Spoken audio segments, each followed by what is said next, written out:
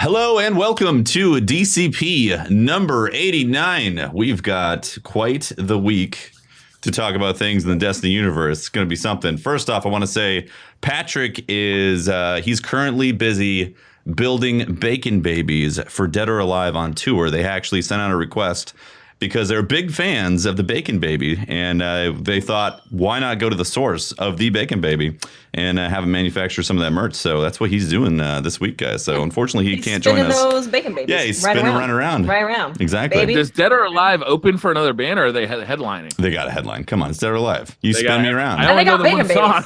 It doesn't they matter. got Bacon Babies to spin around. Bacon Babies on stage. Where can I get this merch? I want a merch store available. Pretty sure you have to at Holtz about the Bacon Baby so you can get it. Oh, yeah. Yes. At Holtzman. Please give me Dead or Alive Bacon Baby. Yeah, I need to order 5 Dead or Alive Bacon Babies, please. Everybody who's listening to the podcast right now, stop what you're doing. Go to Twitter and at Holtzman say, please send me Bacon Baby.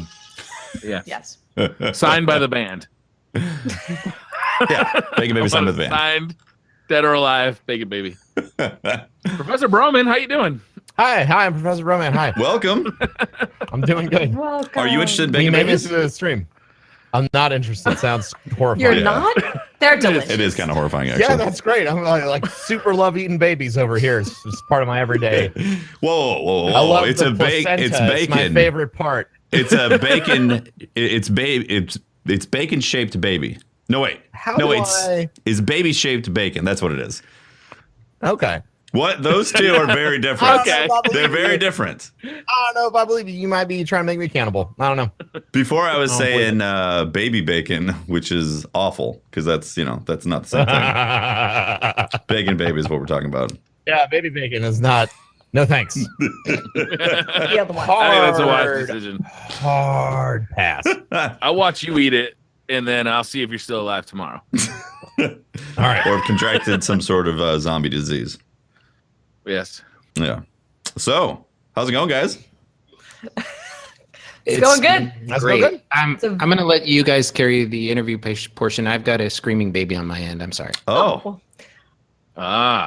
Interesting. Wow. We're all like, oh. Well, this is unplanned. Broman, what have you been up to, man? How's things? I've been working very hard on Guardian. Yeah. How's that going? And that's been my life for 3 weeks. Good. That's just a month away, right? Yeah, that's a month away. The charity marathon is less than that. Charity marathon starts coming July 5th at noon. We've got I have everybody confirmed on the list. We're making the graphic tonight, but Nice. We've got an insane lineup this year. We have Ninja, Lupo, Tifu, Tim the Tatman, Gassy Mexican, like it's just an insane knockout list of incredible people. Noah J, It's gonna be King massive. Richard, Dakotas, DCP. DCP. Shit, dude. We got Bife and WTF Game Nation who are currently killing it during the month of giving. Yes, They've got a blog. Yeah. Crafty's going to be a part of it. Like the list of people, the caliber of folks that awesome. are partnering with us from all over Twitch, which is kind of like been our ultimate goal. Like the more attention we can bring to the charity, the better. And this year it's fucking bonkers. So for anybody who's who joined 6 months ago or maybe just started watching the show or uninitiated. Yeah, can you explain GuardianCon and also the stream and the legacy that's happened with it? Sure. So GuardianCon, as it stands today, is a gaming convention that is a celebration of the good that we do together in the world as gamers. It is by content creators for content creators, meaning the 3 founders and operators of the event, myself, Corey, King Gathalion, and Kevin, K-Magic 101, are all streamers, YouTubers, podcasters ourselves, and we started this event 3 years ago, and to this date it still remains in our control completely. So it's about celebrating the good that we do together in gaming, no matter where you come from. And attached to this is a serious commitment to fundraising for the kids of St. Jude Children's Research Hospital. To date, we've raised over $2.5 million in 2 years. That's amazing. 2.5 years for them. It's been an incredible ride. We're going to raise way more money this year. Last year, what was the top out? We raised $1.3 million last year with the Month of Giving and the Charity Marathon. The Month of Giving has just started, but with that and then all of the other activations that we have ran throughout the beginning of the year to sort of bring in more people from the Fortnite community and the Borderlands community, and we're going to be doing activation with Dauntless as well. We've raised over $865,000 so already. That is crazy. That is crazy. One more activation called Flares That Care with Phoenix Labs. It was supposed to be this weekend. E3 happened, so it's going to be next weekend. And that's going to be a great event. I'll be streaming and fundraising, and we're going to have special flares that we can give out to folks in Dauntless. And every hunt that is marked with a flare, Phoenix Labs is going to donate $1 for those 3 days. That's cool. Up to $2,000 a day. So that's even great. If you're not streaming, like if you get a hold of one of these flares and like hunt all weekend, you're still helping out the kids. So that's really cool. That's amazing. It's really just like lots of exciting stuff. We've got so many developers on board this year. I am excited.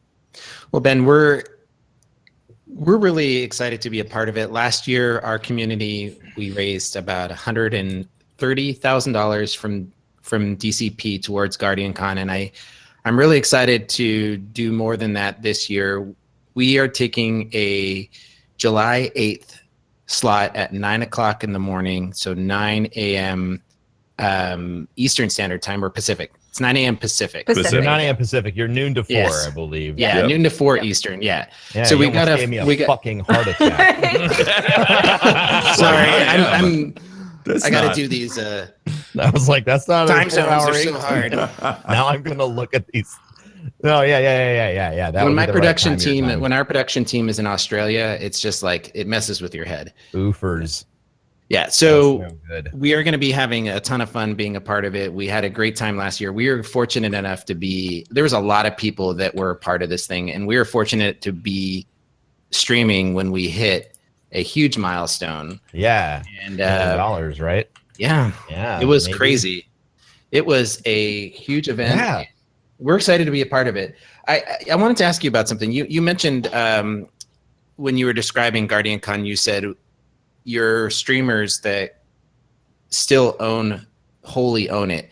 Is that a big deal? Is there a lot of these things that have you been approached to be bought out, or that you guys own and operate? I just think it's an important distinction. Okay. Everyone always asks us, like, we're obviously in discussions with much larger partners this year. Everyone who's listening to this podcast knows that Bungie will be there. Mm-hmm. And one of the big discussions that happens, like, everyone continuously asks us, what makes you different? Why aren't you PAX? Why aren't you RTX? Why aren't you, Comic-Con, MegaCon, whatever con? Like, what makes you different? So the two big standout points that we have is the charity aspect, which is going to be heavily involved with the physical event this year more than it ever has. Awesome. And the fact that this is not an industry event. This is an event that the industry can choose to be part of. Bungie has chosen to work with us. We're not working with them. It's a different, like, the direction of that statement is different, right?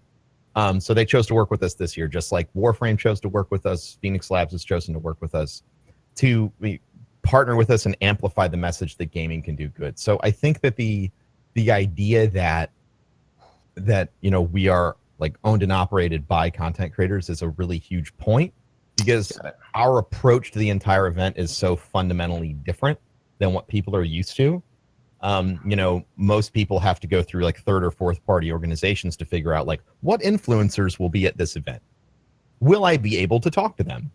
Will they stream? But, like, since we know that those are questions people have, like, that's stuff that we include in our deck when we send it out. That's why we have our special guest list that hasn't been updated in a while, but, like, it's got all of the, it's got the big names there that people are gonna be like, oh, Ninja's there. Oh, Dr. Lupo's there. Oh, Nepenthez is there.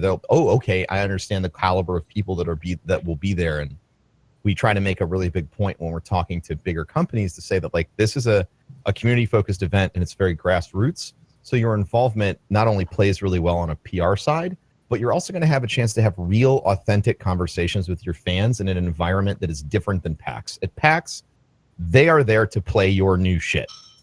Here, they might want to do that, but you're going to have an infinitely larger interest of people that are going to ask you questions about game design, sound design.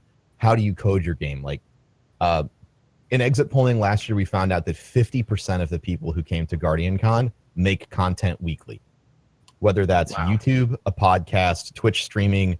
Like they make game, like, so it's a insane, it out indexes so many other events because every other person at this event makes content, which means you could pick up 100, 200, 300 people that are going to consistently make content around whatever it is that you make, just by being there. And the fact that it bookends a highlight of the gaming year for a lot of people. The fact that we've just come together and raised millions of dollars for kids, and the fact that you're coming to this convention to be part of that celebration, it just sends a different message than E3, where it's like, you better knock it out. I mean, like, how many conversations have we seen about E3? Like, oh shit, Sony just got dunked on. Like, like I didn't like it's a competition. Yeah, it's a competition. This isn't a competition, it's a celebration. And somebody who's, I mean, we've all been there, but if you're somebody who is on the fence and you haven't decided whether or not, because it's an expense. I mean, flying to a place, you get a hotel, you get tickets. If somebody is still considering going to GuardianCon, are there tickets available? Yes, we have plenty of tickets available. Selling out this year would be insane because the venue that we're at is so big. Last year we had to cap attendance. Every year so far we've had to cap attendance. Right. This year, if we open up all the spaces available to us, I think our attendance cap is like 15,000 plus. So big is that compared to last year? Last year, our capacity was 8,000. Wow. And we had 7,000. Almost double. Yeah. So, and you needed it. Yeah. Ben, we needed the space. Yeah. No, we needed the space. Like, I mean, like, the other thing about this event as it has grown is like it is grassroots, and like we were holding it at the Florida State Fairgrounds because like we literally could not afford the convention center. Like we pulled everything off on a very shoestring budget. So this year we decided to kind of upgrade everything in the hopes that upgrading the space and putting a more professional foot forward would get a lot more people involved, and it has. But yeah, you can go to guardiancon.co/tickets. Right now, tickets are $50 for 2 days.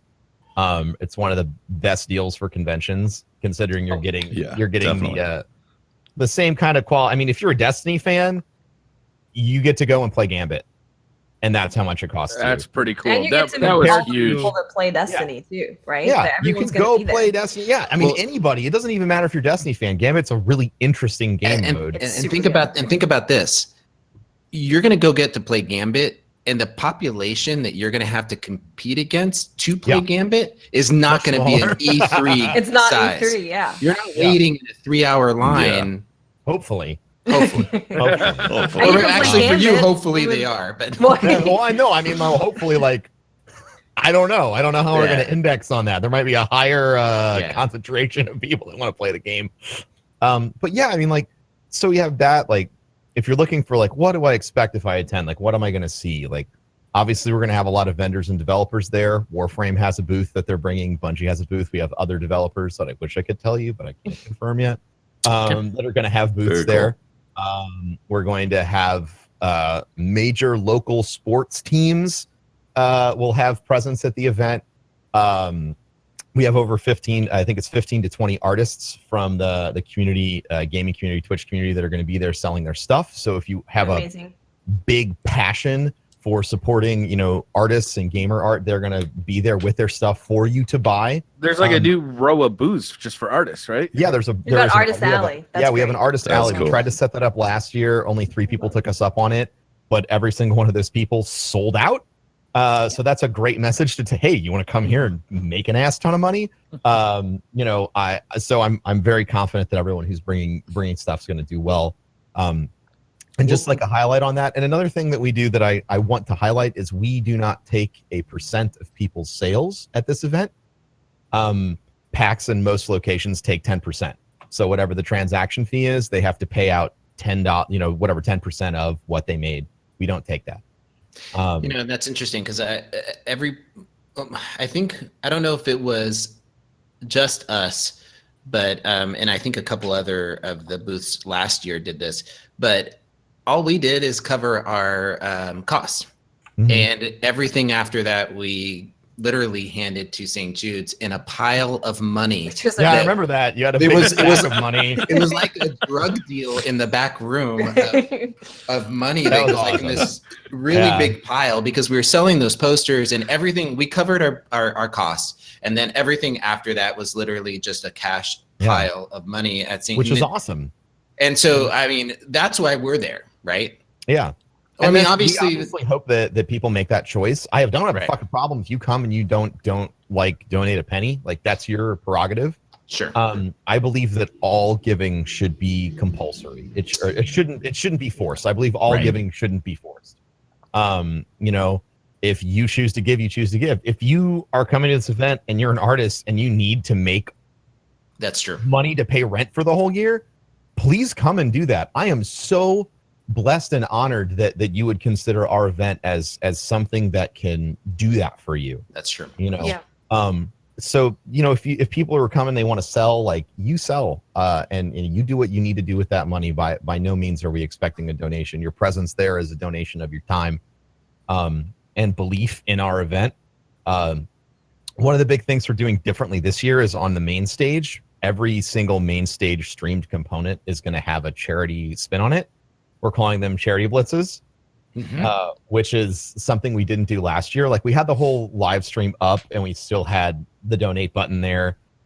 We felt like that underperformed, like, given that, like, there was so much hype, like, around the Destiny 1 tournament that we had and, like, all the other stuff that was just, like, phenomenal to watch. So this year, while people are watching, if you're watching at home, you have the power to affect the things that you're seeing on the stage. So we're going to be setting up donation amounts for, like, we'll use Ninja and Lupo. They're closing out the event with, like, a whole series of Fortnite duos, and we're going to have incentives for them to be, one of them guide the other one through a game solo while they're blindfolded, sharing keyboard and mouse for a game. Fun. Yeah. Just like all sorts of ridiculous stuff. Make Ninja play on a controller.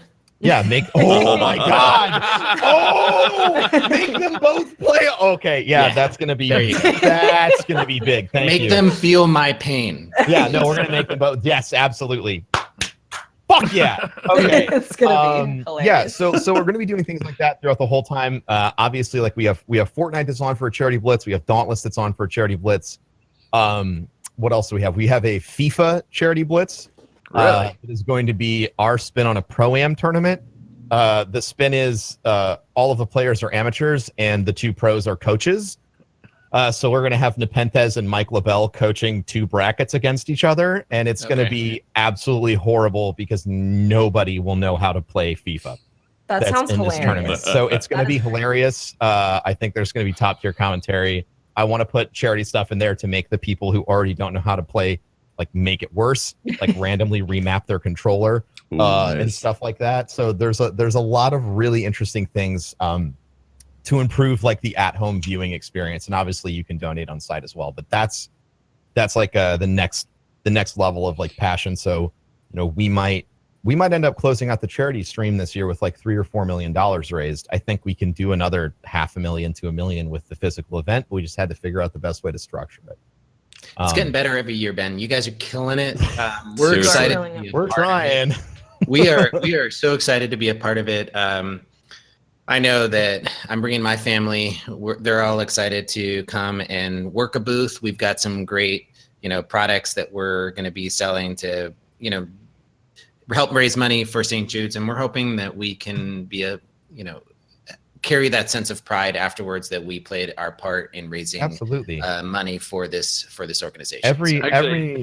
Every moment provides the next moment. So, like, whether you're giving $1 or you're giving $10,000, like, whatever happens after your donation is spent wouldn't have happened without your donation coming previously. Right. So yeah, no, seriously, this is honestly, I can't congratulate you guys enough on making something that is doing so much good for the world. Like, it is amazing. Yeah. It's amazing. Well, we got a I guess we've talked a lot about Guardian Con, but Sure. I do want to talk a little bit about you, like you, the person. Me? The And bro Bro, man. bro. Okay, yeah. That's Because- The brand. The bro What do you man. want Because to know about? literally, I want to know, like, I mean, you've got an entrepreneurial spirit. I mean, I love the fact that you've got this mindset that is Viciously entrepreneurial, yeah. enigmatic. You know, you draw people into your mindset with your podcast has become almost like I wouldn't say self-help, but like a place where you can go through ideas and work with people. And it seems to be getting a lot of traction. There's a lot of people who listen to it and feel like they're pulling something out of it. Where's that coming from? Where did the idea of the Ask Broman, that whole concept come from? Okay. So the real story was I didn't listen to a lot of podcasts. There was a podcast that Kevin told me to listen to for like a year. And I told Kevin to fuck off because if anyone's going to help me, I'm going to help myself. So I don't need to listen to some fucking guru telling me how to do shit. So it was the Gary V podcast was what he was trying to get me to listen to. Yeah. So I just ignored that shit. And then like something like a month and a half later, one of Gary V's Instagram posts came up on my Instagram feed. And like he was just talking shit on anyone. He's like, if anyone is fucking trolling you, like don't worry about them. Like send them to me and you go do what you want to do with your life. And I was like, okay, I like this guy's ego. That's great. So I started listening to his podcast and he went to the like VidCon and he was meeting with some like YouTubers and he put that on his podcast, which is really just kind of like it's like a documentary of all his meetings a little bit. He has like tentpole content, but so he was at a meeting with these YouTubers and he's very into the idea of like audio as a content format, right? Which obviously you all here are as well. That's why you started the podcast. Mm-hmm. So he said, if you do YouTube, if you do Twitch, if you do anything, you should have a podcast. And the guys were like, well, we don't know what to do. And he's like, you don't know what to do? People want to ask you questions, do a Q&A podcast. And I was like, and then like it was like light bulbs went off in my head. And I was like, holy shit, people ask me about like, how do I stream all the time? And like, I've given the answers hundreds of thousands of times. And so I was like, I'm just going to do Q&A podcast and I'm going to see where it goes. Like, and it just so happened that the end result was everyone is asking me questions about streaming. Like, how do I make as a streamer? Like everybody from people who started at zero to people who are now, powerhouses on Mixer have been on the podcast as guests, looking for advice. And also along with that, it like I'm very hungry for perspective because without perspective, like there's no, like you've got nothing without perspective. So I like to bring on guests.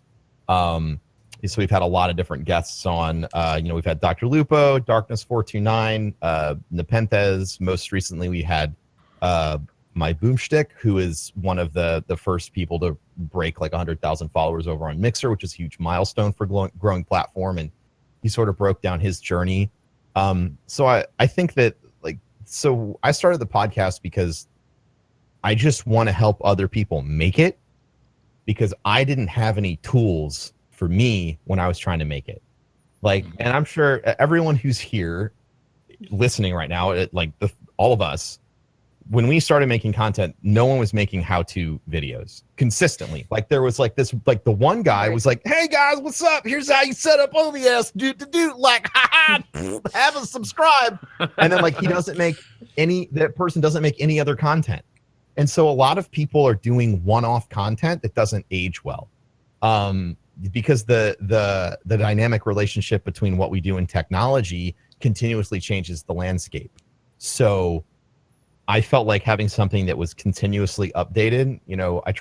I did 3 episodes a week for like 5 months so I could build a stable of episodes for people. And now I've kind of slowed down a little bit. It's like 1 or 2 a week.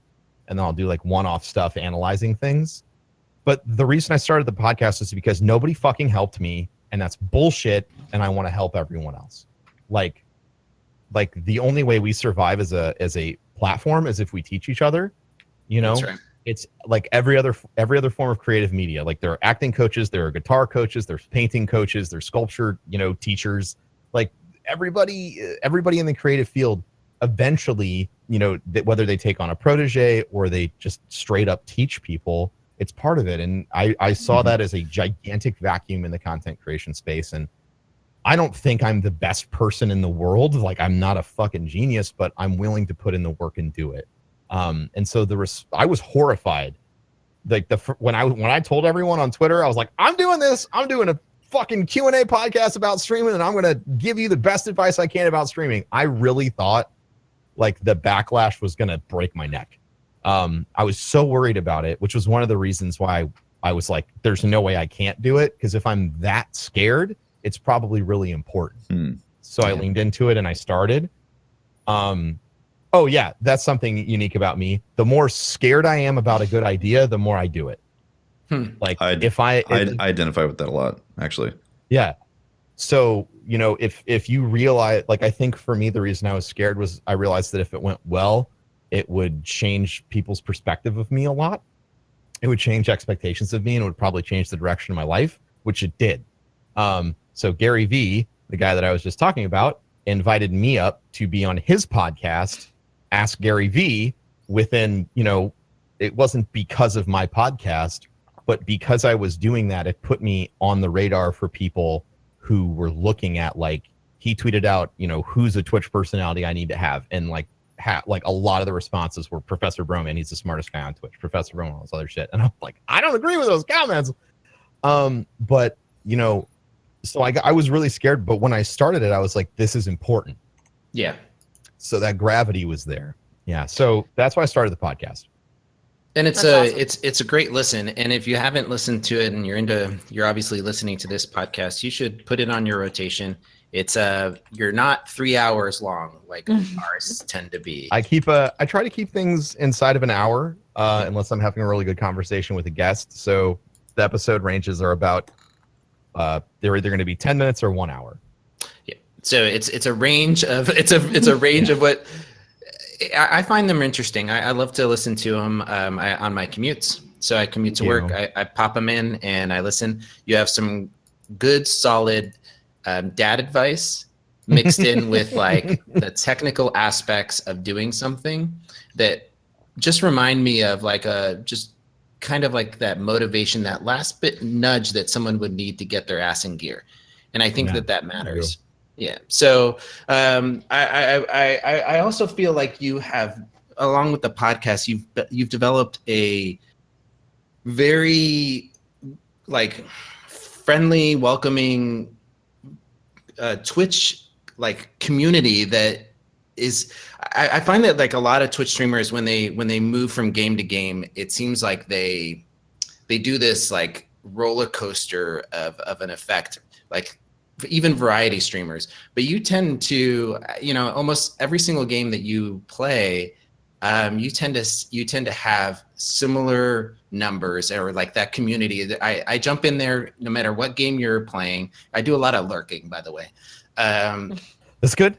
I go in there and I read your chats and I'm like, it's a healthy community. There are people talking in chat. They're having fun. It's not toxic.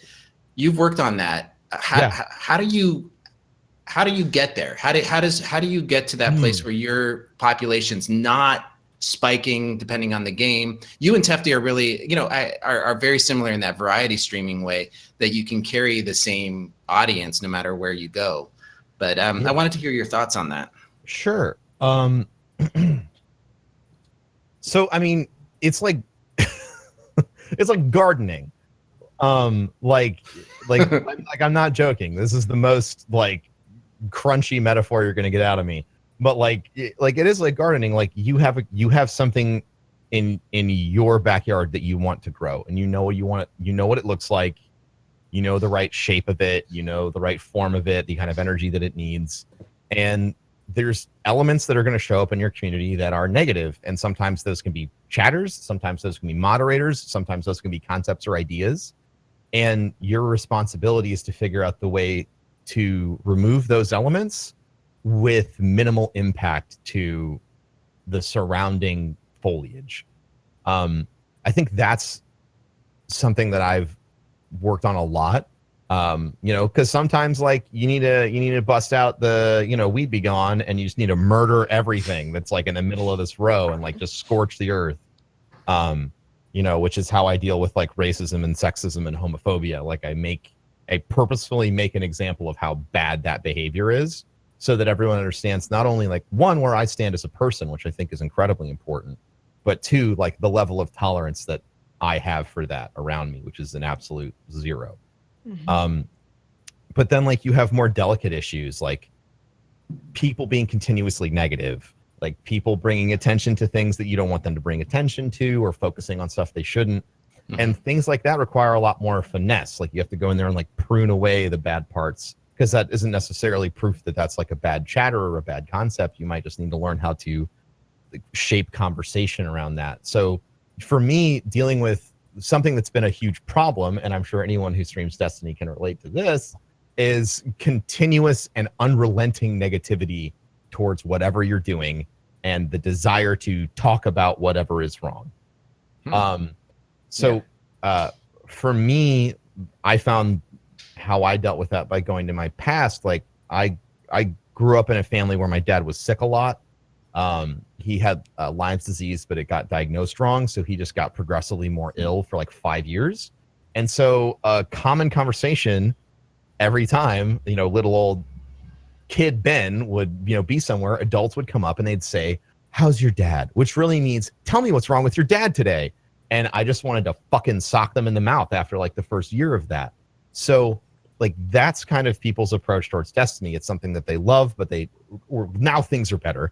But like it's something people loved, and it wasn't doing as well as they were hoping it would do. So it's just like they know you as somebody who's part of that community, so they're just going to hop in, and maybe they haven't been there for 3 months, but they're just going to go like, "So like, shit game, bro. So like, what's wrong with this dead game right now, everybody?" Like, you know, like, and it's so frustrating to hear that over and over and over again, right?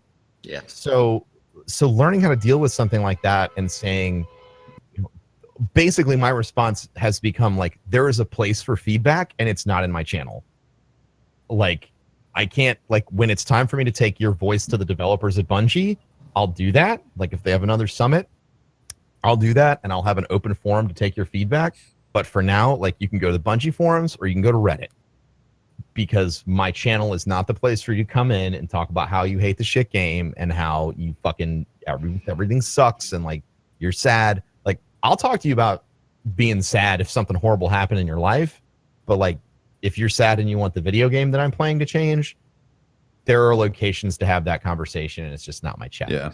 But I didn't used to handle it that way. I used to like tell that person to go fuck themselves and, you know, go eat shit, which was not a good response. So you weeded that out. You weeded that out. The weed be gone, right?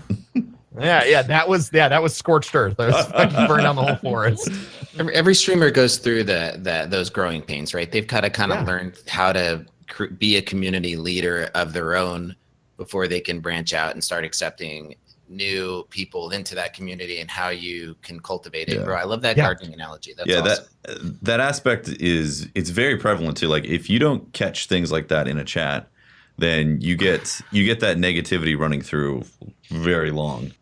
And it's tough. Yeah. It's tough to like pick it out and be like, "Hey, we need to change the subject." Snowballs, yeah. Yeah, it snowballs. So sometimes you got to have a little bit of a conversation of it, but at that point, then you have to be like, "Okay, we're done with this conversation, and we can't just keep on reopening it." Do you have? Do you guys utilize chat bleach? No. What's that?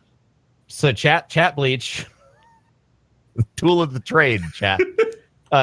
There's this chat bleach is something that I do and Corey does as well. And it's where you have a topic that is guaranteed to engage chat in a way that will make them stop talking about whatever the fuck it was they're talking about. I got you. Like so pineapple pizza. Corey's latest form of chat bleach is water's not wet. Prove me wrong. Okay. And for me, everything is a sandwich. Okay, yeah. Everything is a sandwich, which originally started as me just insisting a Pop-Tart was a sandwich. And then people started. I've seen you talk about that. Yeah, so. and then people started arguing with me, and I was like, oh, okay, cool. I can have this argument all day. Great. Yeah, it's The other day, arguments. someone It's arguments that aren't actually going to cause fights. They're No, they're it's just yeah. they're Just fun like arguments. silly. It's Yeah. like It's a pineapple chat on bleach. pizza, you know. Yeah. I mean, So that's what I'm it's saying, it's yeah. absolutely perfect, and it should. And people who, Yeah, you know, it's- people should embrace pineapple on It's pizza. a gift from the kind of those gods. conversations. You're allowed That's to right. feel that way. I'll bring up console wars. That's what I'll do. That should do No. the trick. Console wars. No, wrong direction. Wrong direction. That's not right. Okay. Yeah. No, I think Not console wars. I mean, look, if shit's bad, like you could bring up like, you know what? Honestly, fuck Xbox, right? And everybody in chat will be like, I don't care what we're talking about. I'm gonna fight you. And you get your chat back as long as you can reel that fish That's back true. in. Yeah. Tusky does that all the time. He's like Church of Unlimited Frames, PC Yes. Mastery. So I Church mean, of his chat's Unlimited great. Frames. From time to time, you know. You know, I needed a reset on my Twitter, and there was some negativity running around. And all I did is say that, you know, all I did this week is say, look, let's be real about this. If Zavala or Shax, you know, were you know, basically I said if it was Zavala or Shax, they wouldn't have, you know, Prince Aldrin wouldn't have been able to kill them. Put that out there. And I guess that's a chat bleach, if you will. You know, Yeah, no, that's great. That's a little it's bit of bleach. 900 comments later, and like people are. 900 comments. It got I don't know. It got crazy. Got out of hand. Action. Good for you. I'm Got proud out of of you. check. Good for you. Apparently, I insulted hunters and you know, in Wait. general. Well, you know, The essence of Hunter. could have just been the fact that he was a flimsy robot exo, but like, Yeah, I know. I mean, seriously. who's counting? His best friend's A Titan. his best friend's a chicken. How smart can he really be?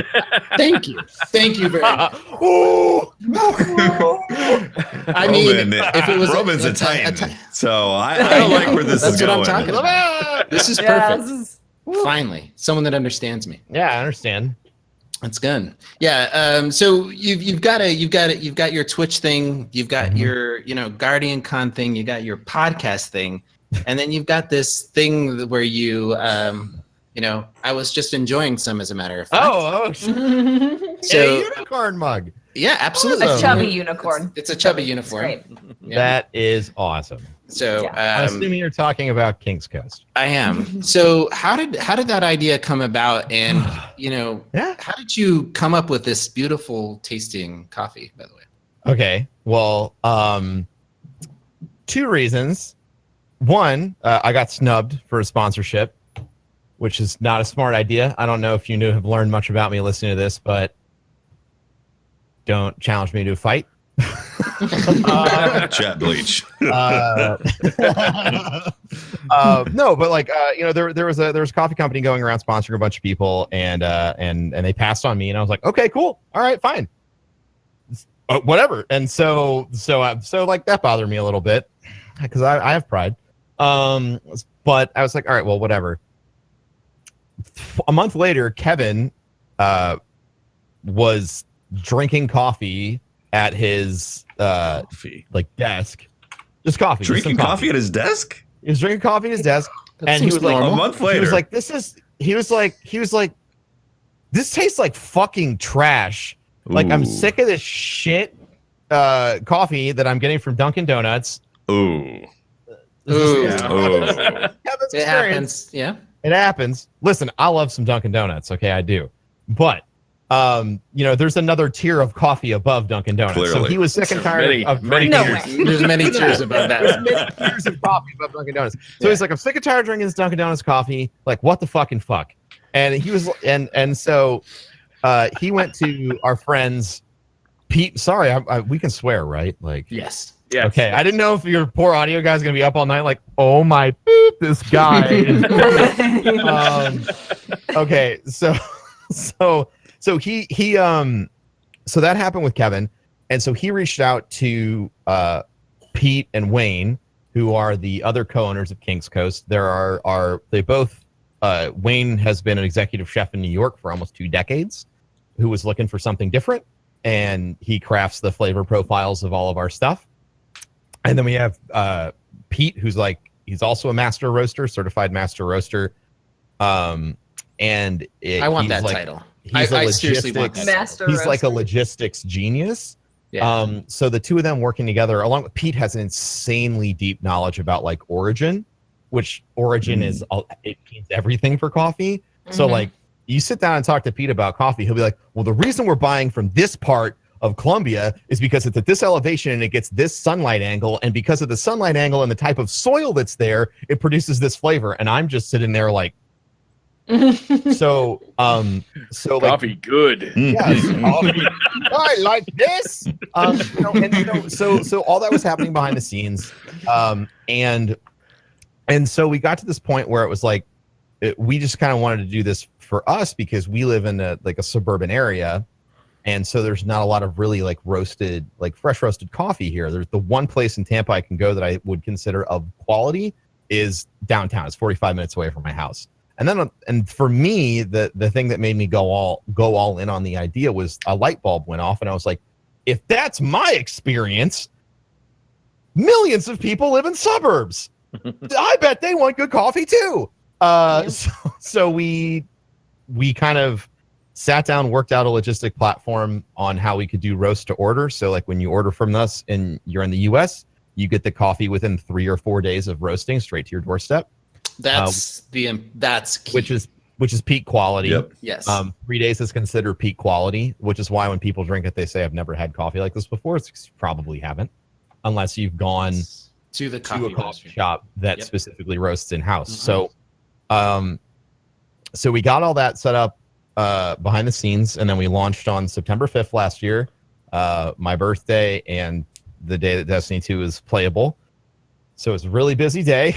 And we just kind of and we just kind of went from there. I mean, like, I've always had a passion for coffee. I worked at Starbucks for a while. It's just the coffee space as like an economic device is it empowers so much good, like from top to bottom. We work with 2 farms that are 98% female owned and operated. So like this is like these women are using coffee as an economic driver to lift themselves and their families out of poverty and protect them from like organized crime and the drug trade and all this other stuff. And they're in some very embattled regions, and they are, they're growing coffee in places where people also grow cocaine. And so supporting them and making sure that they're economically supportive is a way to like truly do good. So we have things on that side, and then our long-term goal. So that's ground floor. Storefront level, which is something we're trying to get to, is we want to have priority hiring for combat vets and adults with disabilities, because that's another part of my life and part of Kevin's life. Like we've both spent a lot of time with adults that have disabilities, physical or intellectual, and it's just so fucking hard for them to find jobs because people look at them and they're like, you make me a little bit uncomfortable because you're different, so you're not going to get hired. So we looked at some coffee shop models. There are some places, I believe one of them is in North Carolina, where 50% of the staff has like are people who live with Down syndrome, and it is like one of the happiest fucking places on earth. And everyone who goes to that coffee shop fucking loves it and thinks it's amazing. And so like coffee is this really unique thing. Like economically, it's like the number 2 traded good in the world. So there's a lot of like pie to go around on like the economic side, and because of that, it enables us to operate in a way where we have enough margin to do big things like that instead of just trying to turn a profit for ourselves. One of the things that I think is going to become really obvious as we move forward with all of our projects from this year, because we have a couple more businesses that we're going to be launching before the end of this year as well, is my goal in our company is to make sure that whatever we do, we have a focus on how to give back to the people around us. Sure. Whatever we're doing has a driver inside of it to create good in the world. So with Guardian Con, it's really obvious. With King's Coast, it's a little bit more disguised, but it's there. So everything that we do, like the first thing I think of is how can we use this to help someone? So that's kind of the story behind King's Coast and why we got started. It's going good. I mean, we've been profitable since day one. Profitable doesn't mean people are taking home paychecks. It just means that you're paying your bills. But we've been able to run the company in the green and run the entire company off profit since the beginning, which is almost unheard of for a small business. So we're very proud of that. Nice. Yeah, That's awesome. It's awesome. Thank you. I can tell you, as a small business owner, this little group here, we paid ourselves for the first time in 2 years. Oh, I'm so jealous. We paid ourselves 2 months ago for the first time. Feels good. And it feels That's good. awesome. It's hard work. It's energy. It's time. Wait, you guys get paid for this? Oh shit. Oh shoot, I forgot. I mean, everybody. Man, everybody but Briar gets paid for this, and it feels awesome. good. I'm happy for you all. Yeah, it feels good to be able to pay your employees or the people that help to make things happen, right? Yeah. And it's a good thing, and to be able to do things like the charity live streams. I know that we're going to be giving away one of our donation incentives is going to be a VIP ticket to GuardianCon. We're really excited about that. Yeah, that's awesome. We're going to be giving away, raffling off a really nice computer at GuardianCon. So if you're listening here, make sure to stop by the booth, and you're going to be getting a chance to win a computer through On Air PC. I think he's actually planning on building it at there, so you can watch him build it, and then he'll be giving away that computer. It's going to be cool. Yeah, that's really cool. So That's super cool. We got one of the big booths, so we have lots of room to have we're sharing it with our computer sponsor, and it's going to be a fun event. So we're really appreciative of what you've built. We're glad to be a part of it. And one of the questions that came up more and more is, we understand you guys were really working hard to sort of say, this isn't a Destiny event, right? Yes. Yeah. But out of necessity for a few reasons. Yeah. Right. But just to talk about it, if you're listening to this podcast and you're a fan you're of a Destiny fan. Like, are you going to be able to experience and see things that are Destiny related there? Absolutely. I mean, like, the thing is that the Destiny community that everyone knows and loves and spawned at the start of this event, every single content creator is still going to be there, whether or not it's somebody, like Dr. Lupo, who used to do trials all the time and now is like one of the #1 people in the world for Fortnite. Or you have people like Mr. Fruit, who grew his YouTube channel exponentially off of, Destiny, but now he and the rest of the Dream Team do all sorts of fun stuff on YouTube all the time. The community, the positive community that was built when Destiny came out, is still maintained behind the scenes, and people don't seem to see that. Like, it's true. Like, I still have deep friendships with all these people that I used to play with all the time. And even though they're out, pursuing other ventures, or they're streaming different games, doesn't mean we're not friends. It's a tight group, man, isn't it? Like, I feel like I can call up anybody who has been part of the Destiny community, and it's like, yeah, what do you need? Let's do this. Right. Exactly. It's crazy. I'm heavily invested in making sure that everyone that kind of came up with me succeeds. Yeah. But yeah, so like everybody that like you wish, like, you're like, fuck, I wish I went to the first Guardian Con because it was Destiny Community Con, and like I just want to be Destiny Community, and blah. Like, if that's your attitude, everyone who was at the first event is still at this event. And all the people that you wanted to meet, whether it was a content creator or your friends, are still going to be at this event. With the massive added bonus of Bungie being there in an actual official capacity, not just Deej and Cosmo sitting in the bleachers talking to people for 12 hours. They're on the floor with a playable version of the game that you are not going to get anywhere else until, after E3, it's us. That's where you can play Gambit. That's amazing. I'm excited. Like, what an amazing thing, being able to play. Seriously. It's no small commitment, because I mean, setting up stations, setting up something like E3, right? Bringing that setup to another convention. That's a time, money. It's a big investment. Yeah. It is, like, on the logistical side, like, and I feel like we're close enough on this conversation. Like, logistically, one of the big reasons why it's been hard for us to get buy-in from developers is because we are so close to E3, and because, like, those booths, Like Facebook had a booth at PAX East. The booth itself cost $2 million. The booth. Woo. It's a $2 million booth, and it's like a no, like now I know, right, the pricing of everything on the PAX floor. It was like a $500,000 footprint and setup for that booth. Jesus. Like that's about what we spent for our GuardianCon one. Yeah. Now we are demanding fees infinitely smaller than that. Okay, for a lot of different reasons, obviously, but still, like that is the level. Like, think about the cost of insuring something that's a $2 million installation of art, interactive art, you know, or whatever. Like, there's so much stuff that I had no clue about when we started doing this, that I've learned, and I'm like, when I say I'm honored that people would choose to like partner with us, it's because I know. You know, I know the dollars and cents, the risk, the return, the ROI. I know all the calculations that they had to make to say yes. And I know there's still risk associated with it for them. Sure. And they still did. And I am infinitely and forever grateful for the people who are willing to take a risk on us.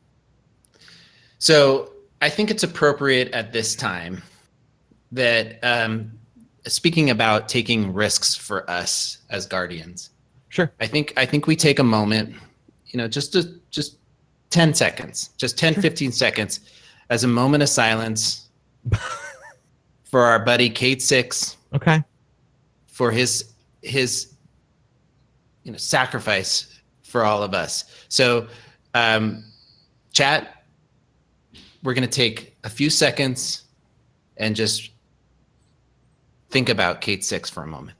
Nick, can you insert yakety sax right now, please? You're a horrible person.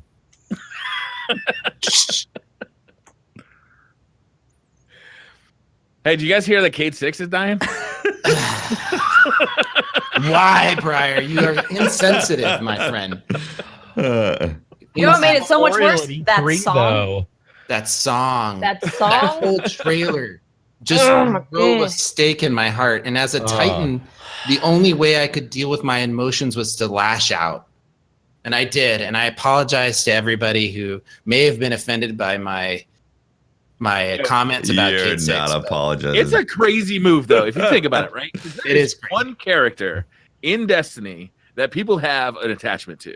Yeah. It's And they're Cade. killing it. Mm-hmm. It's Cade. I mean, we've seen, the speaker died. Nobody really gave a shit. Nobody even really People didn't knew even he really died. know He he was like died. They were trash. like, Wait, he died? He's not dead. Yeah. They didn't even show Yes, that. because he fell off, man. Yeah, people weren't sure. They're like, did he really Yeah. Is he die? dead? Is he not? But Cyrus Cade could is replace different. him. A Destiny without Cade is not as much fun as a Destiny with Cade. It's a different Destiny, that's for sure. It's a a different. different It's a darker Yeah. Destiny. Yeah. It's a darker death, and their whole Go I ahead. am happy that they gave us an actual villain. Yes. Destiny Yes. has narratively been absent. Like a villain has been absent. We all hoped that Callus was going to be like that, and then it turns out like Callus just really wants to fuck all of us. Yes. Read the He wants fucking all of lore. us. He Yeah. wants to be inside of the Guardians in a big Yes. way. Inside the Callus speaker, is yes. Callus is all about like being our best buddy and then coming over one night and slipping He the wants yawn. to make us fat. Yeah. Yeah, he wants us to grow fat with strength because he likes them thick. Like that's that's Callus. And that was a really interesting narrative choice. But the fact that like, hey, here's the bad guy, stare him in the eyes and then pan away, and he just shot your best friend in the Yeah. face. Right. Awesome. Yes. It's great. Well, awesome if they pull it off, right? If it's another If it's they pull it another- off. right? If it's another Osiris kind of DLC where you get to see Osiris for the first time and it's like Yawnsville, or if it's another Clovis could go Bray deep. situation where she could have been one of the coolest characters we've ever met in Destiny because she's the Yes. only Guardian we've ever met that rumors are past. She's totally connected to Clovis Bray. There's And so the much Exos. cool stuff that could happen. We met a worm god for the first time. And Yeah. it was totally Snoozeville the entire time. So if they kill Cade and it's a Snoozeville from then on out, that's a big fail. Honestly, I see Yeah. this as Bungie kind of being like, look, this is the kind of story we're telling now. We want you to be invested. It's going to be darker. You care about what is going on in the world. You understand that you are not a guardian that can just live through anything. If you do something, there are consequences. And now we kind of understand that. So I think this is literally Bungie just throwing it down and being like, this is what we're doing. So I think it's going to be good. And I'm excited. I hope there isn't any kind of trickery where they like bring him back too, because I want them to put that in the ground and say, yes, this is happening. And these emotions that we're having from it is because of that. And it opens up a lot of doors too for narrative changes. Like I was thinking about it. If people buy D2 vanilla and play the game without Forsaken, they have a different tower. Or I mean, they would have to have a different, like Cade's in that vanilla storyline. So it's going to be, it's going to be a different experience then once they get Forsaken. And does that mean that they're going to have, like, what's going to happen to the Vanguard? Is the Vanguard going to continue? Are they going to replace Cade? Is Cade going to have Shiro? Is Ephrodite going to come in? Cade's going to go to the farm or something. Cade's going to the farm up north. Listen, that's what my parents always told me. Cade's got to go to the farm. All right. I mean, Bungie has been pretty explicit about saying Cade is dead. He's not coming back. Cade is dead. If they do bring him back, then no death from here on out means anything. Exactly. Yeah. Right. So because we just assume that they're coming back. I really feel like they're sticking with it. I don't think there's going to be any trickery, and I hope not. Also, but there could be it could open up doors for other characters that could be really interesting since they're taking away that Cade aspect in Destiny. We need something in there that's not our Ghost. You know.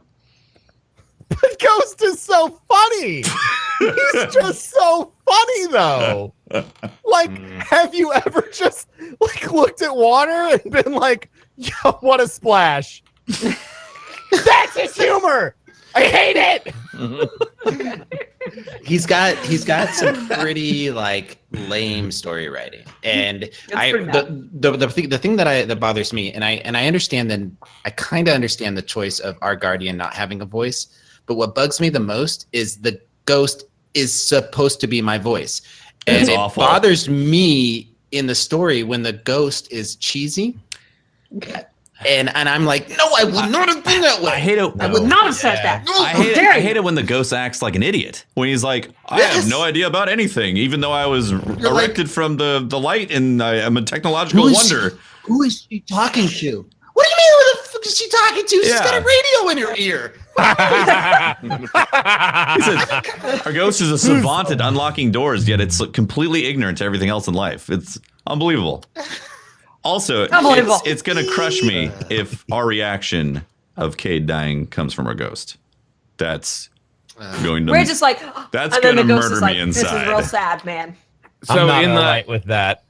Yeah. In the marketing material, you see a hunter carrying Cade's body away. Do you think that's intended to be us, or do you think that's me? I think, okay, so I think that it's me. Some people were saying that they think it's Mara Sov, which would set up a narrative that it's like brother versus sister, which would be neat. But I think it's us. I think it's us as well. I agree. Yeah, I think it's us. I think it's supposed to start this thing of we found Cade and we're now carrying him off and we're like, we're going to avenge you, Cade. We're going to kill all those barons and Ulgid. We got this. I feel like that makes the most sense, but there's also an angle that what if they do bring back the stranger and it's Elsie Bray and she's the one that finds Cade and that's her bringing Cade. Oh, wow. What if that's the stranger? And she brings it back to her sis, Anna, since Clovis Bray has been reactivated. Oh my gosh. That's crazy. And then they reboot. But like his ghost is dead though. I don't want Cade. Well, no, and his brain box is blown up. So if they were to bring back Cade, it would be Cade 7, but it would be Cade 7 without the light. So it's basic bitch Cade. It's not bad. It would also not be basic bitch. It is. It's not golden. It would technically not be Cade. It's not golden Cade. The only time that they reboot Exos is when they are not accepting the body, and they have to do a complete wipe of them to get them to accept the body again. Yeah. So Cade 7, unless they break the lore completely, you're right. Yeah. They would never life wouldn't let them do that. No. Whoa. They've never done it Don't before, you mean folklore? Whoa. So we saw Cade get axed. We heard from Bungie at E3 that he's tostada non grata. It was really awkward for me to land in the tower last night when I was playing and turn in my what is it? When you go do the I don't know the treasure maps. Yeah, the flashpoint. Turn in something to Cade, the flashpoint. Thank you. I went to Cade and I went to go turn him in, and I was like yelling at my screen, dude, don't see Prince Aldrin. You're totally gonna die. Don't go to the prison of elders. It's a bad idea. Don't wander off by yourself. What do you guys think about them revealing Cade's death in a trailer as opposed to having it be a surprise when you actually play the game? I need to talk about this because I was watching the PlayStation stream, and the PlayStation stream went like cut right when the trailer first came on. Oh my god. So they were like, here's the Destiny thing. And then we're like, wait, what just happened? So we had to go to the E3 stream, and then the trailer was pretty much over. And then we're like, wait, whoa, what is going on? But even if that didn't happen, that just was dramatic effect, I guess. It was very strange that they were like, yeah, we got a thing. Should we show them the thing? Yeah, sure, show them the thing. And then it's like the biggest thing to happen in Destiny. But it's kind of genius because everyone in the Destiny community was like, whoa, what is going on? People were very confused. They were trying to find out what's going on. They were like, is Bungie going to talk about this? Bungie, please, what's going on? So it's, I think it was amazing in terms of getting everyone behind that story, because you guys saw at E3, they had the memorial for Cade. Yes. Like all of this stuff was, I think it was a good move by them, but I mean, and we had a moment of silence except for Briar. True. Disrespectful. You know what it did? It unified the community just in a minute. Everybody was like, we're gonna murder time on Aldrin. Prince Aldrin. I'm a teabag Aldrin so bad. Yeah, I want to teabag him too. So let's talk about the other things that Bungie went to E3 and announced, right? They didn't necessarily announce it, but people got to play Gambit. And one thing that I wanted to talk about is, this has come up several times on the podcast before, but Watts and I, we got to play Gambit at the summit, and all of the NDA stuff is lifted now for people that went. So tons of people started, like gigs. Everybody who went just started dumping content from and opinions from the summit onto Twitter and onto their YouTube channels. But I wanted to ask you guys, did anything, like, what did you guys hear from anybody from the summit or anything that surprised you, like about discussions over Gambit or anything else like that? Do you guys want to talk about that? Briar and I haven't played it. Broman, did you go to the summit? No. Okay, so we haven't played it at all. We can give our impressions of on the outside looking in. That's right. I would love to. I would love to, because the first time people saw Gambit, which was weird for us, right? Because we'd seen it before and then we played it again. But I was like, holy crap, this is people's first time. So I was hoping to jump into it and dive into it, and like Watts and I like kind of pull out what playing it feels like, since we're not tethered in any way to sounds awesome. So, and I also want you guys' first impression for sure. Yeah, my first impression was I didn't expect Bungie to actually deliver on this is the first time that an FPS has had some sort of mode like this, and I was like, well, I don't know, we'll see about that.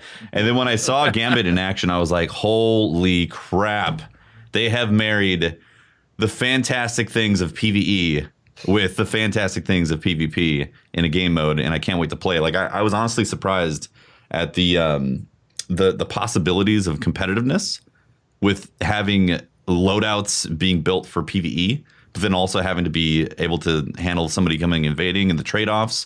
You know, if like if you're going to invade, you're going to be down 25% of your DPS potential, and your DPS is ultimately what's going to win you around by taking out your primeval. Like that, the whole concept right there, it got me so excited. Like initially I was... There's a dance that happens at that last, when one team spawns in their primeval, there is a teamwork decision that has to be made, and a dance that happens at that Absolutely, yeah. Like seeing footage and seeing it just in action got me incredibly excited, because initially I was like, okay, cool, game mode. I'm excited about seeing what they did with the story and so on and so forth and all that. But then all of a sudden I saw the footage and I was like, this is awesome. This looks like a true Destiny experience. Like since Trials, something that seems like a Destiny mode that people are going to be like, I want to go and play Gambit because it's Destiny. Yeah. There's two things. Oh, go ahead, Ben. I was gonna say, so for me, like, when they announced they were doing something that was not really done before in FPS, my mind kind of instantly went to a PvPvE experience.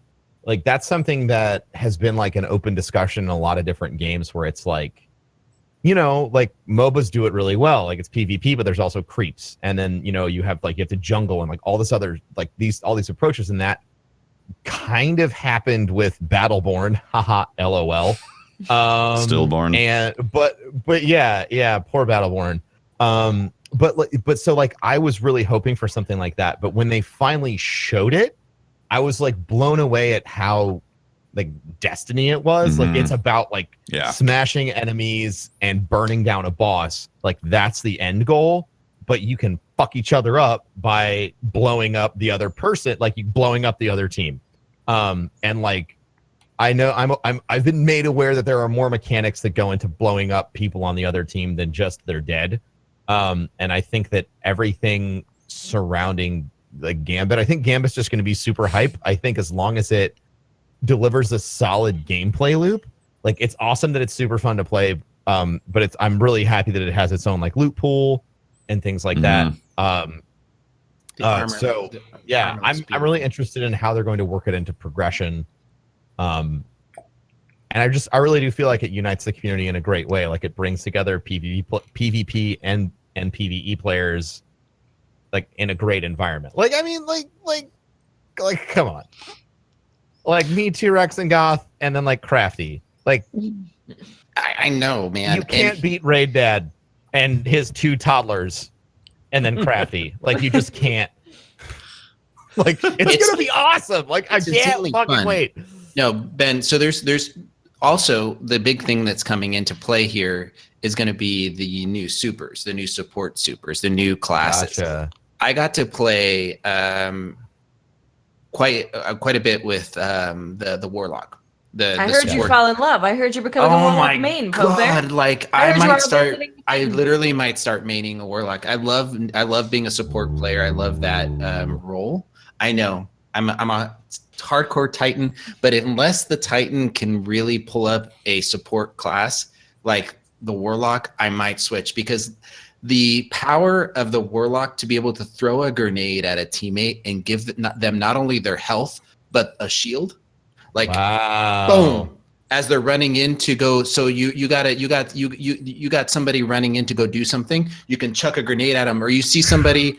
So there is a role that I was playing that I've been desperately wanting to play as a character in Destiny. Sorry, but there is with a bow. The true support. So true support. So a mid-range distance player. I could sit there and snipe people with the bow, which is insanely fun to use. There's different levels and different types, and I got to use an exotic bow that, as you charge it, as you pull and you aim down sight, the longer you hold it, the more impact it has, so the more damage it gives, right? Nice. So you can sit there and fire off, flick, flick, flick, and start taking out low-level green ads, or red ads, and just like pop, pop, pop, pop, pop. Or if you want to, you can charge it up when you're going to do a big DPS and hit a boss for a large crit. So you throw down your Warlock. You throw down your Warlock Rift, which gives everybody health and damage and range and increased abilities. They all rally to you, and you just sit there and fire on the boss. It feels like a rallying cry, like a true support player should. Like, give people the power to go rally on you. Boom! They get their health, they get their shield, they get their what they need, and then they attack. Right? It's just a great dynamic. Worth noting about the Well of Radiance Warlock super: if you put it on a person, it kills them. If you put it on top of an enemy, you can smash the sword into the ground, into their head, and it kills them. That is really cool. That's amazing. Cool. It is a great. It's a great animation. You can. You're up in the air as a warlock. You're floating above them, and you're like. I mean, imagine on like a capture point, right? In PvP, for example. Imagine something like elimination comes down to the wire. You run in there as your warlock, smash down, kill someone, then you have this healing and damage buff on the point. Yeah. It's gonna be. It's really like weapons and blessing at the same time. Yes. Weapons, light, and blessing alike. Yeah. And Briar, there's a bunch of other. What did you think, Briar, of Gambit? I think it looks amazing. Like, it really, what I expected was something more like Halo 5's like Warzone mode, where we'd just be running around in patrol with, maybe getting some points for killing enemies and maybe being able to kill some other players as well. But this is really a focused thing. It feels like a cross between an arena shooter and a PvP, like a PvE, almost like a raid event or a raid encounter where it's really focused. It's really tightly. You got to get through there fast. You're racing against the other team. I really like that aspect of it. I like being able to not only be racing against the other team, but also like kind of like a puzzle game where a 2-player puzzle game where your success kind of fucks with your opponent. Yeah. Like if I get a line in Tetris or like a combo in Tetris and it drops like an unusable block on my opponent, like that's how it kind of feels. So there's a give and take. I love all that. It sounds like it's going to be a lot of fun. I can't wait to try it at Guardian Con. Can you guys clarify also? So, do you have to hold 15 motes and then put it in order to summon a large blocker? No. So you can, for a large blocker, yes. So you can bank motes at any time you want. But say if you're holding 9 motes and then you go and bank, if you had just waited to get one more mote, you could have sent a medium blocker. So 5 motes is a small blocker, 10 motes is a medium, and 15 is a large blocker. So if you die with motes, do you lose your motes? Yes. Yes. So that's and it's also as the attacker, when you come across the portal, right? You at 25 motes, when your team puts in 25 motes, you get a portal to the other side, as well as when every 15 seconds when the primeval is spawns in. But when you jump through the portal, you jump through with a buff on you. But when you see the enemy team, you see them with a number above their head that has how many emotes that person is carrying. So you can target them. So you can target the ones that have the largest amount of emotes that they're carrying. Seems like and delay the team. Seems like Golden Gun would be so powerful for that. You can also pop your super before you go through the portal. And then go through. So you can pop it, jump through, see people, and just boom, boom, boom. Pop, pop, pop, and be like, deuces. So one of the peace, bye guys. It's crazy. One of the strategies that was being employed is like setting up everybody gets 5, or everybody gets 5, and you put them all in at the same time, and it spawns each person's 5. It's not like they're cumulative, like 2 people put in 5 and 5, and it cuts a medium. It's whatever you put in. So if everybody puts in 5 at the same time, you've just spawned in 5 or 4 small blockers. Interesting. Okay. Wow. So you could literally put 4 medium or large blockers on the other team at the same time if you chose to. Yeah. That's awesome. Or you could go with the strategy where you can have one person that's picking up motes, and then you can try and get a large blocker as soon as you possibly can. There's so many different ways to go about it. And one thing when I was talking to Bungie at E3 is internally with Holtzman's team and also their sweaty PvE teams, they have not found out which strategy is best. There's not one where they're like, okay, medium blockers are the best, small blockers are the best. People like their own strategies of how they think is best to play. So I'm sure on the outside, we might find the best strategy, but hearing that in playtest they haven't found that yet was it was good. It was good to hear. Yeah, that's good. So there's also a real. Sorry, is it a waste then to just put 1, 2, 3, or 4 motes into the machine? I would say so. So we need to get the word out right now, guys. For anybody, 5, 10, 15. For all of the blueberries that still don't know how to activate one of those public events out there that's been out for nearly a whole year. Do not put in less than 5 motes into the machine when you're playing Gambit. And definitely don't do like 4 or 9, right? You're 1 mote away from a blocker. Don't do that. Yeah, don't be an asshole. There's one of the maps has a big lava flow through the center of it. Don't fall into it. Oh, how many maps, by the way? Yes, that is bad. Do we know yet? Warlocks take notice, special notice of what Pup just said. we saw 2 maps. 2 maps. But we don't know if there's more than that. Yeah, okay. We know there's Probably at least more. two. I would love for them to release new maps for this every season. Because I think it's gonna be. I think this is gonna be a premier game mode. Chat's saying there's 4 maps. We 4, saw okay. 2 of them, 4 from the reveal. There's 4 from the reveal. Nice. Clearly they're going hard at this. Like, I think it's obviously really well designed. It's unique. It's an interesting approach to gameplay that has not really been approached in first-person shooters before. Very similar to the way that they constructed WoW-style raids in a first-person world in Destiny 1 that really changed the way people approached designing mechanics and raids. You know, there've been a lot of there's been a lot of innovation, and whenever Bungie, like, sometimes they innovate and it doesn't go very well, and sometimes they end it, which is fine. Like, that's the risk that you run when you're making something new. Sometimes you take a chance on a idea that seems to make sense and you fall on your face. But like this, especially since such a diverse group of players got to play it and every single one of them said this is awesome, makes me really excited. Yeah. Same. There's a really fun element to it. Did you run into the little what were those called? Loot trolls, or what were they called? Yeah, they called them loot trolls because when you're playing certain games, like Golden Axe would be one of them, where the little gremlin comes along and he's got a big old sack of gold. Yeah. There'll be an ad on the field that is a little bit harder to kill, but when you drop him, he drops just a ton of motes. Cool. Is he stealing your motes? Like, how's that mechanic work? Is he like picking? I don't motes off remember. the ground? Like, it sounds like he is, but I don't remember seeing him pick up any.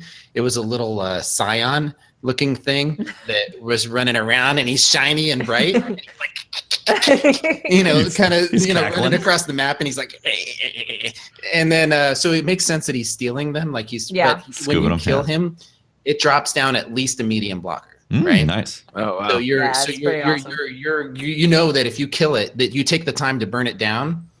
They call it out as well. He'll call out that there's a high value target on the field. Oh, okay. And you can go find it. And then he's not there forever either, because I've heard the call out of high value target left. I guess you'll get it next time. Interesting. He sounded really disappointed at us. Yeah. He's like, you should have done that. You're done. What are you doing? That was important, and you missed it. No, but there's some really interesting dynamics that happen. I know Watts has a really great experience that I heard her talking about on stream that I'll ask you to tap into. But I know that we were in the lead once and got smacked by another team when we summoned our primeval first, and they just had a really successful invader that made it possible for the other team to come back and win. So I know, Watts, you had an experience like that? Yeah, so I think we were about 35 motes ahead. We had summoned our primeval. So to get your primeval out, you have to do 75 motes.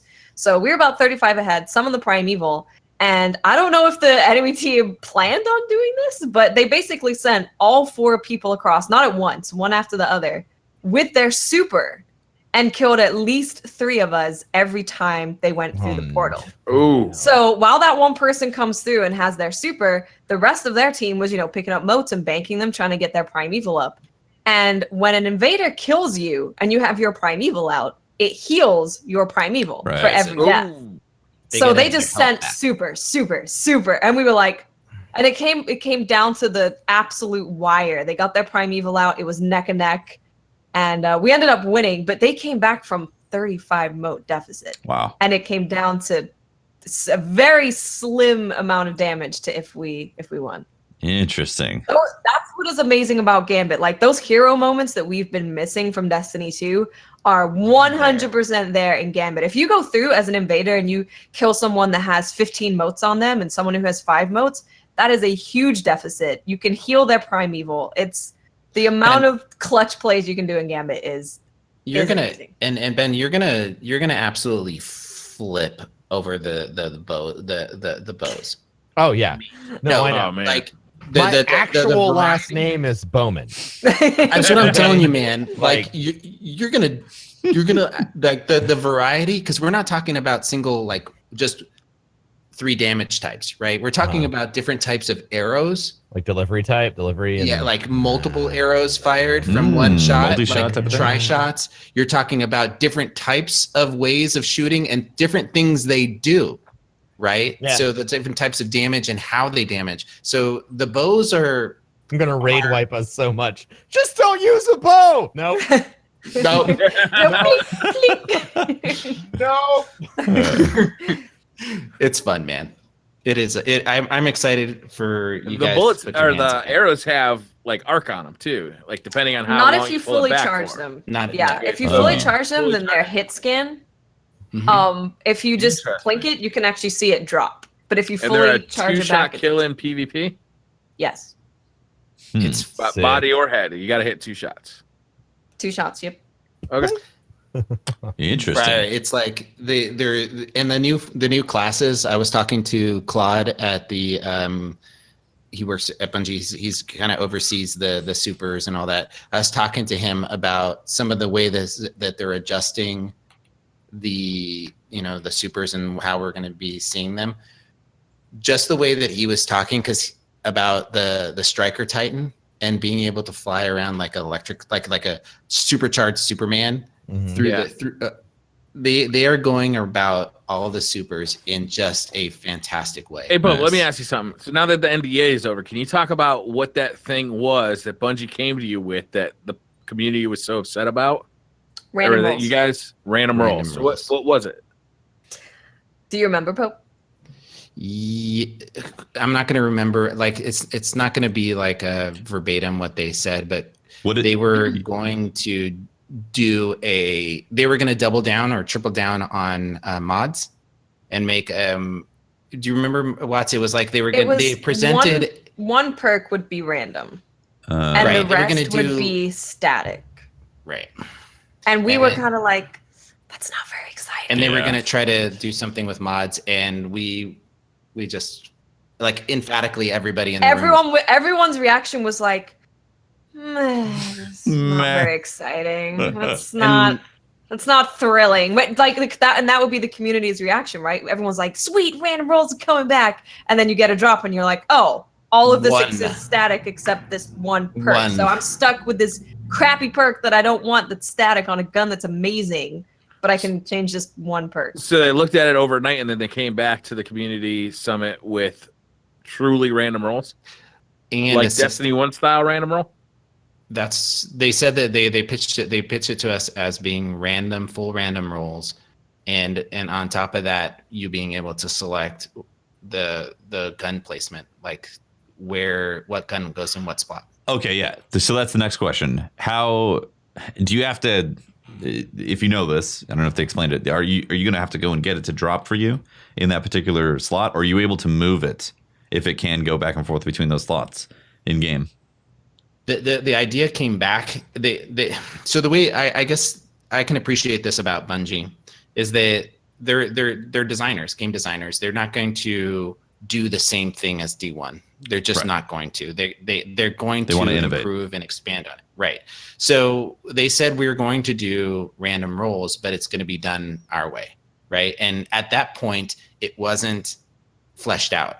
They had work to do. They had just decided that evening to make the change and commit to it. And so I at least I don't know what that looks like. Yeah, I don't know what their end random roll system is that they came up with. What happened was they were like, so this is kind of the thought that we had for random rolls. And we were like, nah.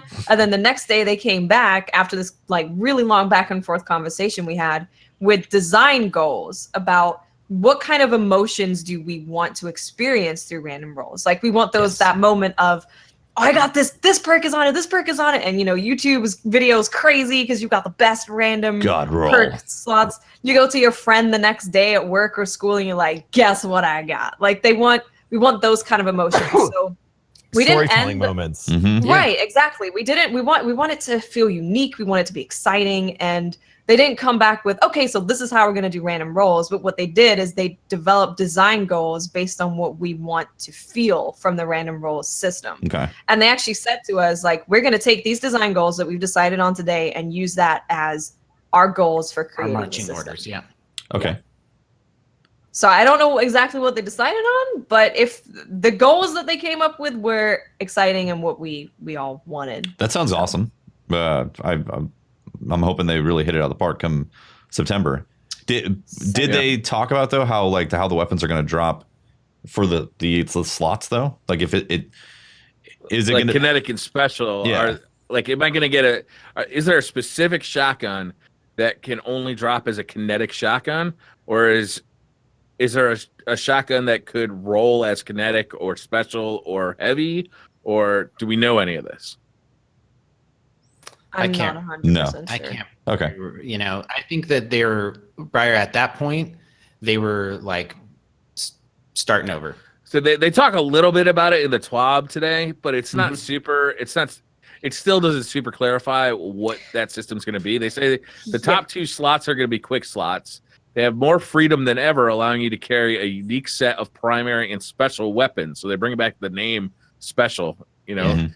When paired with the appropriate exotic, crazy loadouts like a 3-shotty build I mentioned in the vidoc are possible and freaking awesome. Uptime for your weapons is balanced by how often you can get your hands on the right ammo. Tuned to be very similar to Destiny 1, uptime works as follows. Mostly at least. Primary is white, then special is green, and then finally heavy is purple. Primary ammo is useless while running the 3-shotty loadout, which takes a combination of special and heavy ammo, and finding yourself completely dry means it's time to get your hands dirty. Yeah. So they still don't. They talk a little bit about how it's going to work, but they still don't talk about like how the weapons are going to drop or anything like that. Sure. So they're not going into details yet because there was actually a tweet from Noosk, and I think we might have all guessed this, but he clarified that time to kill and the ammo, the way that the ammo economy works, is being tuned every single day at the moment. Like it's changing every day because they're trying to hit that sweet spot of what is a good time to kill to where you can actually compete with a dude running at you with a shotgun and kill him with your hand cannon or pulse rifle, and what is a good amount of having your ammo up with those shotguns to where it's not just a shotgun fest. So they're actively tuning that every single day, different playtests with different things. So I'm sure when they get set on a spot that they think is good, then they'll go into more detail about it. Nice. We didn't get to play the new weapon system at Bungie. Right. So it was still just concept. It sounds like. Yeah. We played the the D2 So system. Gambit at E3. Well, we played it in Gambit with the new weapon slots. Yeah, you got to play it, right? Yeah, because you just recently captured footage. No, at the summit we got to play with the new weapon slots. Oh, okay. Gotcha. Yeah, we did. We didn't get to play PvP with the new weapon slots, but we got to play Gambit with the new weapon slots. I'm sorry, you're right. Okay, I was thinking about it, and like, because the big question was how does it work in PvP, but we didn't exactly. And let me tell you, it's real depressing going from playing Gambit with that weapon system and then them putting us in 4v4 PvP. I was like, this is terrible. I don't want to be here with old weapon slots. Ugh. By the way, I think it's been confirmed, I believe, that year one weapons will not be getting random rolls, but they'll also be coming forward. So you will be able to infuse everything that's year one. So if you got the Escalation Protocol shotgun, you'll be able to bring that forward into Forsaken. It will not have random rolls. Everything in Forsaken beyond will be tuned with the random roll system, which obviously it could be specific weapons have a greater loot pool, and then just like raid weapons might have guaranteed rolls or something of that nature. We'll just have to find out. Who cares about year one weapons? I just want to use a bow. What? Give me a bow. I've been saying it from the beginning, guys. I think Destiny 2 vanilla loot is a great starter kit for people to get in the game and feel like they can be powerful. Like feel like they can go into raids with people and be useful as a guardian. Beyond that, though, for people who spend a bunch of time, we need random rolls. We need that chase. We need that horizontal progression. Yeah, and it's going to be fun to see what people if people stay with anything from year one. You know, The Midnight Coup. I'm definitely. I mean, my Midnight Coup is coming the forward. Come on. escalation protocol, the escalation protocol weapons, I think, are going to still be real Good, yeah. I still need to get my shotgun. Haven't got it yet. I haven't either. I haven't played Destiny in almost a week, so I gotta jump on and start grinding. Casual. For sure. I've been grinding that yard work all week. What else did they say in the TWAB? Nothing important. Nothing important. Absolutely nothing. Yeah. Nothing at all. Nothing important. Iron Banner's back on Tuesday. Oh yeah, Iron Banner's coming out. Yep. Yeah. I love playing 6v6. Besides that, absolutely nothing. Yep. The emo kids won the. Whoa! Absolutely nothing. Absolutely nothing. Dead Orbit. Did you really pledge to Orbit, Pope? Dead Orbit. Bro, man, who did you pledge to? I was a future war cult. Of course you were, because you're a sane human being. You care about the solar system. You care about the future you're humanity. A good person. Yeah. Wanted the Obvious Sunshot Catalyst, though. Is honestly my answer. What'd you think of that I grind used to call them for Future Boar Cult and Dead Snorbit because I was New Monarchy all the way. But sometimes you have to go with Future Boar Cult to get what you want. Whoa. And I will be part of Dead Snorbit next time around. Because my What do you think about the grind up to 50 to actually get the? Oh, good. Yeah. Felt like something you had to push for. I liked it. You did, yeah. Loved that. I love the investment mechanics. 20, I think. 25, maybe. Yeah. Not bad. Yeah. Not bad. So definitely on the next time, I'll get it. Definitely on the next time you're going Dead Orbit. I started using. Well, like I have to do grind. Future War Cult again because I got up to rank 25, so I didn't get the catalyst. So next faction war, or rally, I'll be able to hopefully get another 25 rank. You know what the actual grind is getting the helmets for all your characters because you got to rank up to 50 on each of your characters to get the helmet ornament. That's the real grind.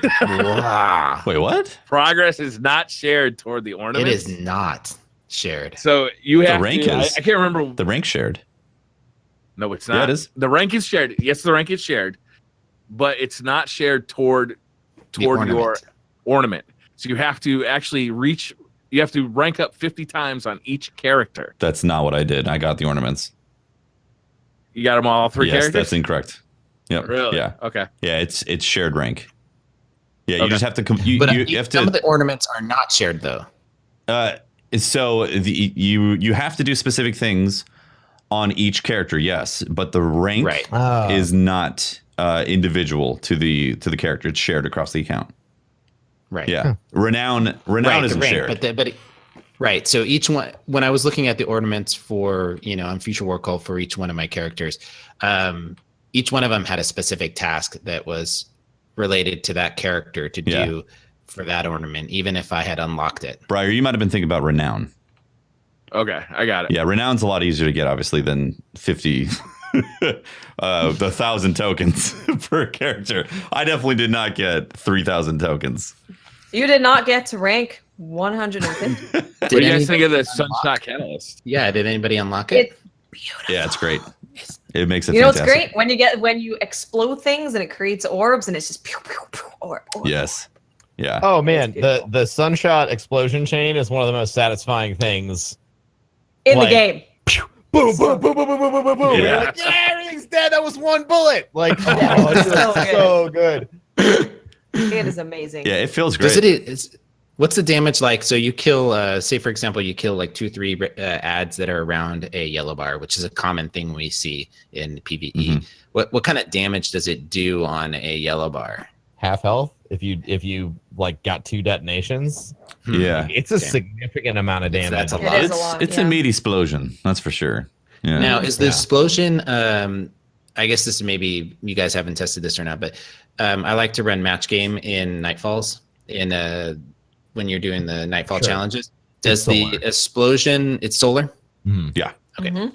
Yeah. So the secondary explosion off of the other Can thrall. take off shields. Yeah, it carries elements on it. It is solar. Excellent. Yeah. It's good.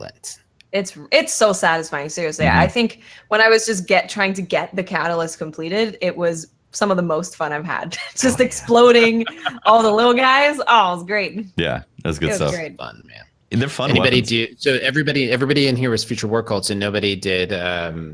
Nobody got the Graviton Lance. No, I don't even own a pair of combat boots actually, or a duster jacket.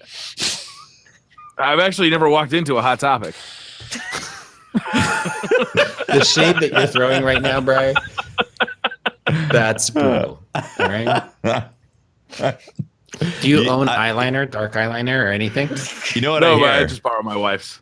Okay. I hear that you can spend 50,000 glimmer though and pull an actual piece of trash out of the dumpster for the award. So, Sweet. yeah.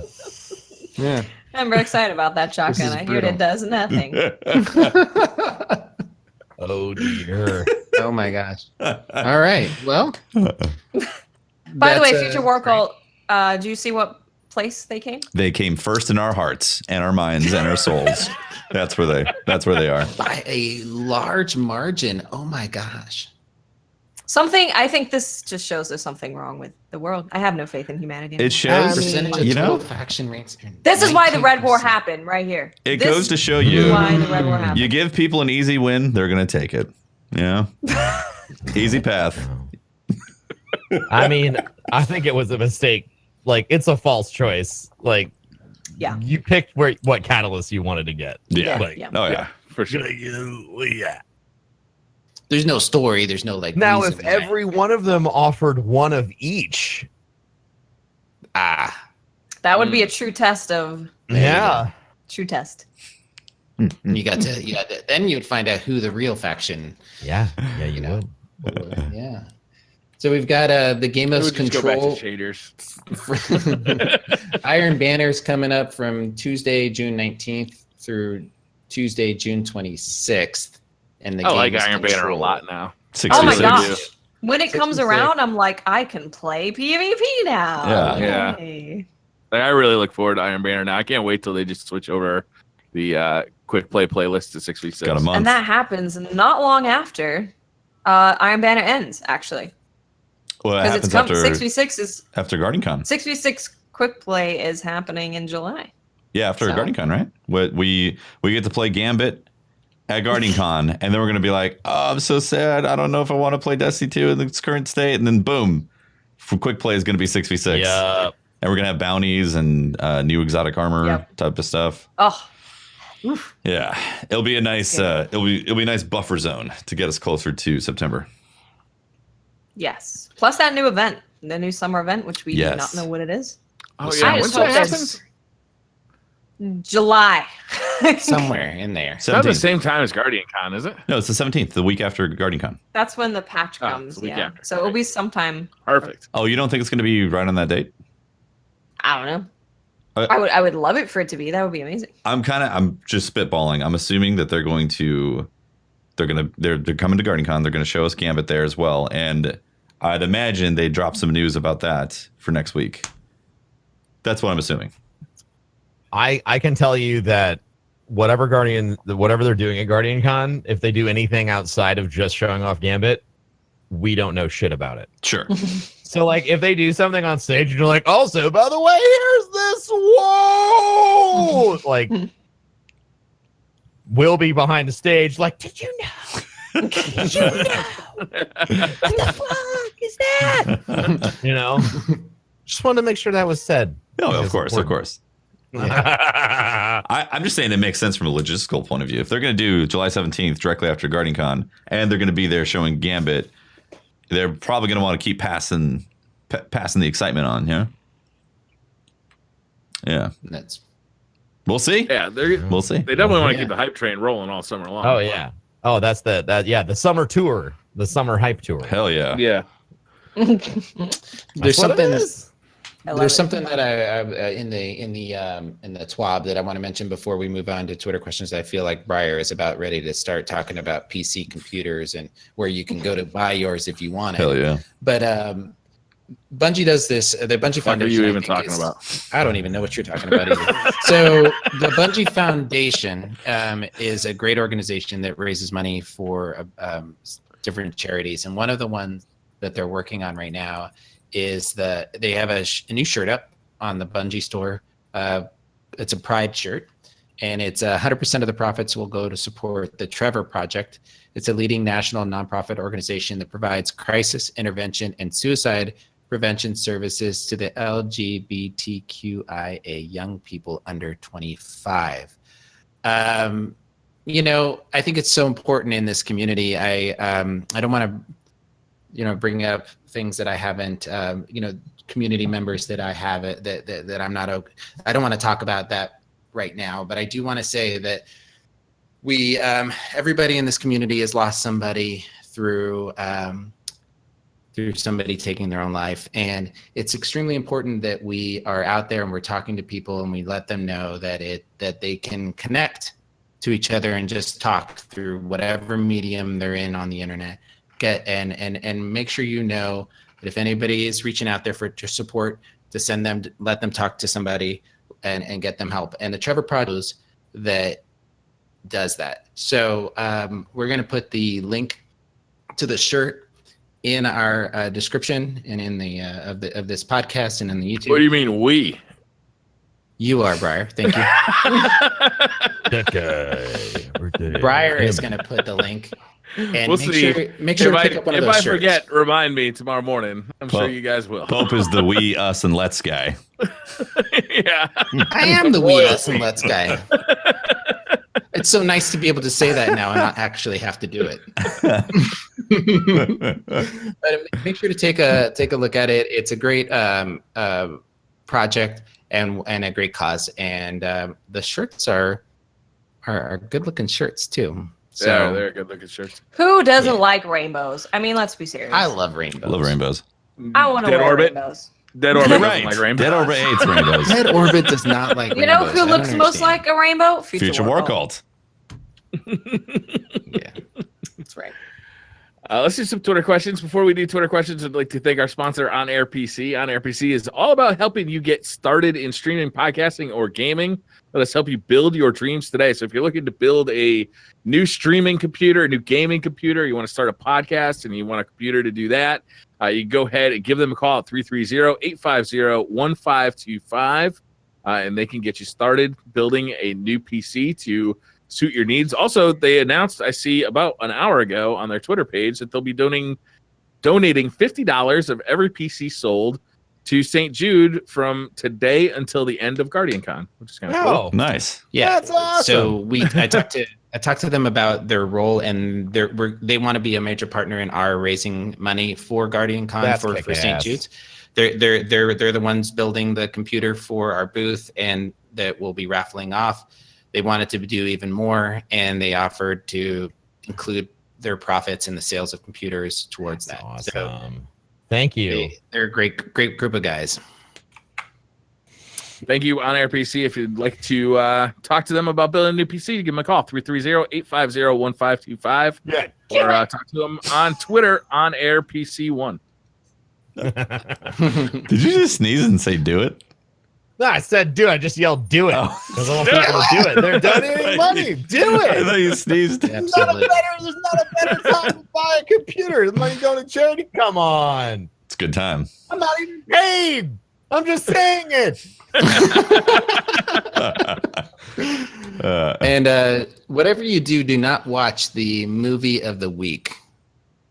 There's a you wanna- tribute to Kate, if you want and a ball. it may or may not let you. Especially not on stream when you didn't know it was going to be that sad. And want to shed a tear? a little bit. It's very sad. Is that So- like Sarah McLachlan playing in the Oh background? God!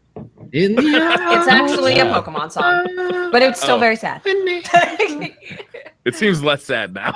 Oh, it's still pretty sad. Although the original song for that scene is super sad. Oh, that whole video is just like It hits you crushes right me. in the feels. Especially how they made We're him gonna- look like a bruised robot. I was like, oh, man.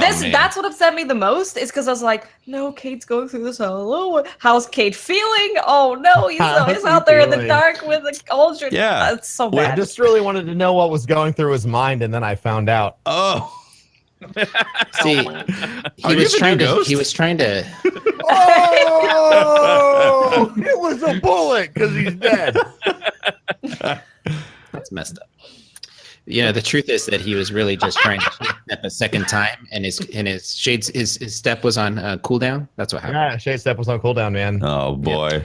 Poor Someone guy. in my chat said you just need to throw the worm husk helmet on him and roll him around on the ground a couple of times and he'd be fine. And I lost my Pretty good. No, he's fine. He's fine. First Twitter question. Holland Love says, if I don't buy Forsaken, does that mean Cade 6 will still be there? Probably. Ooh. Yes. You have gonna a say decision yes. to make. You could kill Cade 6 by purchasing the Forsaken DLC. Oh my god. Or you can keep him alive and keep a little money in your pocket. I mean, choice is up to you. That's compelling. I don't think that's their marketing strategy, but it's compelling. I don't know, man. What? Cobalt says, was the decision to kill Cade 6 brought up at the summit? If so, how could you let this happen, you monsters? Oh, are we blaming Summit goers on this? We're to blame for this. I pretty much said, I think Watts herself said that this game can only get better unless this game cannot get better unless Cade 6 dies. I think I heard her say that at the Say it summit. isn't so once. That's all. She said it like It 3 isn't so. times. It isn't so. This is typical Titan behavior, trying to blame the hunter. Do you think Pope is the one? Do you think Pope slipped a note and was like, "Whoa, you That killing?" sounds like something Pope Bear would do. It sounds like a dead orbit loving Jalal praising Titan would do at the summit. don't This know, adds man. up. This adds up. Send your hate mail to @PopeBear. Oh, they already do that, Briar. It's good. It's good. Hugo79 says, "Bro, man, sound advice is something you dispense wisely on your channel, but what is the worst advice you've..." All right, he says either given or received, but I'm not going to lie to you. I want to know the worst advice you've ever given to somebody. Because that just sounds like an interesting Yeah, that question. just Does someone backfired ever on come the. back and say, "Bro, man, you Bad ruined my life"? advice. Uh-huh. I mean, maybe all the people that I shouldn't have told to go fuck themselves, that I told to go fuck themselves. Maybe that's bad advice. One guy is like huge fan of that advice. He's been like, Yeah, time of his life ever since. the worst advice. I'm trying to think of the worst advice I've ever heard given about. Is just ever, Yeah. or about Ever. streaming? I mean, Ever. if it's funny, it doesn't have to be about streaming. I mean, like, I know that I didn't hear the advice myself, but I know that it was recommended to someone that if they grew their pubic hair out, it was an effective contraceptive. That sounds like horrible advice. Oh, Having pubic hair does not keep you from getting pregnant, gentlemen, ladies. Wait a second. Yeah, all the parts still work That down explains there. so much. hold on, I gotta write this down.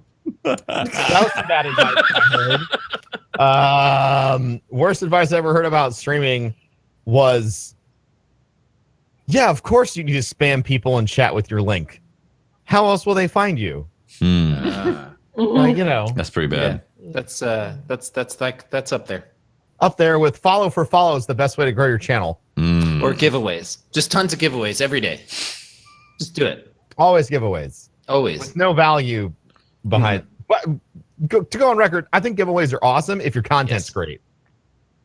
Like, I've been getting more active in doing giveaways because, like, I want people to check out my Instagram. Why do I Sure. want them on my Instagram? Because I answer every fucking DM that I get on Instagram. So it's just literally me saying, like, if you click this button, you get instant access to my phone. Also, you can win a computer. Like, it's a great deal, you know. But if I was just like, yeah, I post on Instagram once a day, or I post on Instagram once a year, I just want the number to be super mega big, you know? Super mega big. Yeah, because then I get all the spansors, dude. I get all the spansors, and I'll tweet about it, and then they'll be like, wow, here's money. A lot of those, I found that giveaways, if you don't use the right system, a lot of those giveaways just attract like a ton of bots. accounts? Yeah. Yeah. 100%. And all you do is get numbers filled up with empty accounts. Mm-hmm. It's crazy. Like you'll tweet about something, and you know, if you don't grow your It social honestly media makes me organically, mad. Alexa, yeah. make my lights red. Yeah. Look how mad he is. Oh my god. Yeah. Makes I you wanted to mad. do that. Oh my gosh. Thanks for putting up with me. Oh, you're great, man. Everybody looks a little worried. No. No, you're good. Well, the red is a little frightening from it. It's a I little love it. Wait till the end of the Twitter It question. matches our, Wait. it matches our page. Blend it in. There you go. Salvation Nation says, do you guys think Shiro 4 can replace Cade? No. No, nobody's gonna I mean, replace no. Cade. Nathan Fillion is one of my favorite actors, like acting right now. He's a joy. You know, he's just so fun and he's so funny, and like his way of delivering lines is so unique that like nobody can replace Cade. Yeah. It's just not gonna happen. It's really sad to see him go, to be honest with you. I'm gonna is go very ahead and say yes. Shiro's the best replacement for Cade. He's gonna be do a better job at it. He's younger. He's got more. He's got the excitement for the work, and he's gonna come in and make it his own. And we're gonna see a better game from it. Okay, calm down there, Dead Orbit. Name one line that Shiro said in Destiny 1. I don't remember what his voice sounds. You want this reward from way to be an Iron Lord. Hey, it's me, 04. Forget about it. What was that? That's what he said. Yeah. What Broman said. No, that. He said that. Most interesting Korean said, would you trade your beard for Cade's life? So No. Woo! Whoa. He's dead. Wait, can I grow it back, or is it gone forever? I'm gonna go with you. Oh, it actually says, and they could never grow back. Hashtag no loopholes. Hashtag Tefty Teft. Oh, they got you. Oh, Bring back Cade. No beard ever. I'm gonna go with no, because it's making a strong narrative and it's unified the Destiny community. bastard. I'm gonna be selfish about this. I say You no. selfish- You get to live with Cade being dead. I'm not giving him my beard for it. I'm sorry. Let me ask another question, then a follow-up. Would you give up your beard to be able to eat gluten for the rest of your life? Ooh. Ooh. That's a good one. Damn. That means I could have beer on tap anywhere. You can have whatever you want, any gluten you I want. could have all. Just give up the beard, bro. All the pizzas. Yeah, you can have that Elmer's gluten, dude. Elmer's Comes in gluten. that cool bottle, dude. Just drink it down. Gluten. Damn. I mean, that would make life way easier. So now we just know the level of treachery you have. You're selfish bastard. I Cade's mean, life? I'm going full Cade's selfish on life? this one. Keep the beard. Tefty killed Cade, everybody. Yeah. There you go. Yep, If you killed Cade, 100%. 100%. Darth Rodana says, what can you say to someone who doesn't like random rolls as a grind goal and one who rather have built/leveled up a weapon and found perks and mods out in the world to add the weapon to make it theirs? I think they're kind of doing both. Yeah. Because they have like that leveling up your weapon thing. Of course, we don't know the details of what exactly that is going to be, but they did say that you can level up your weapon and kind of turn it into your own thing. Yeah. We don't know how mods are going to affect, the new weapon rolls. We don't know. Like, are mods and perks going to be separate things? Are they going to be the same thing? Like, what the fuck is that going to be? Yeah. We don't know. I'm a little bit worried about it too. I mean, weapon rolls, they definitely add more grind and like some really exciting moments to Destiny, but it can also be ultra frustrating when you don't get like, a gun that for a year, like it just doesn't But drop for you for a year. Does the negative of not getting your roll outweigh the positive of finally getting it? Yeah, and also like Only if you never get it. but also like let's think about the negative of getting the exact same thing every single time. No, I'm not arguing. Like that's bad. Like No, I agree. that's my opinion. You keep giving me pizza every single day. Like eventually I'm gonna be like, please give me not pizza. Yeah, for sure. And I love pizza. Yeah. I was gonna say a salad, but that's a lie. I don't eat salad. That would be actually lying. I don't lie. Yeah, honestly, like the way the game is already set up as it is right now, people are already covered to be able to be successful in raids and in strikes and nightfalls and all that stuff. So having random rolls come back, like, I think it far outweighs the negatives because it's gonna keep that chase going for different stuff. And I really hope that the mod system is like an actual mod system as well. I don't think we need as advanced as Warframe, even though I would personally love that because I love that confusing stuff and having like insane builds on weapons. But something in between from the mod system that is like essentially a fake mod system right now to where Warframe is, somewhere in between there, so we can actually customize and have some unique elements in our weapons. That would be ideal. That way, you can go and you can get weapons and be successful, but you can still have a grind to chase after. It's like the Catalyst. Like not everybody needs their Merciless fully catalyzed to be able to be successful at the game. It's a nice end game chase.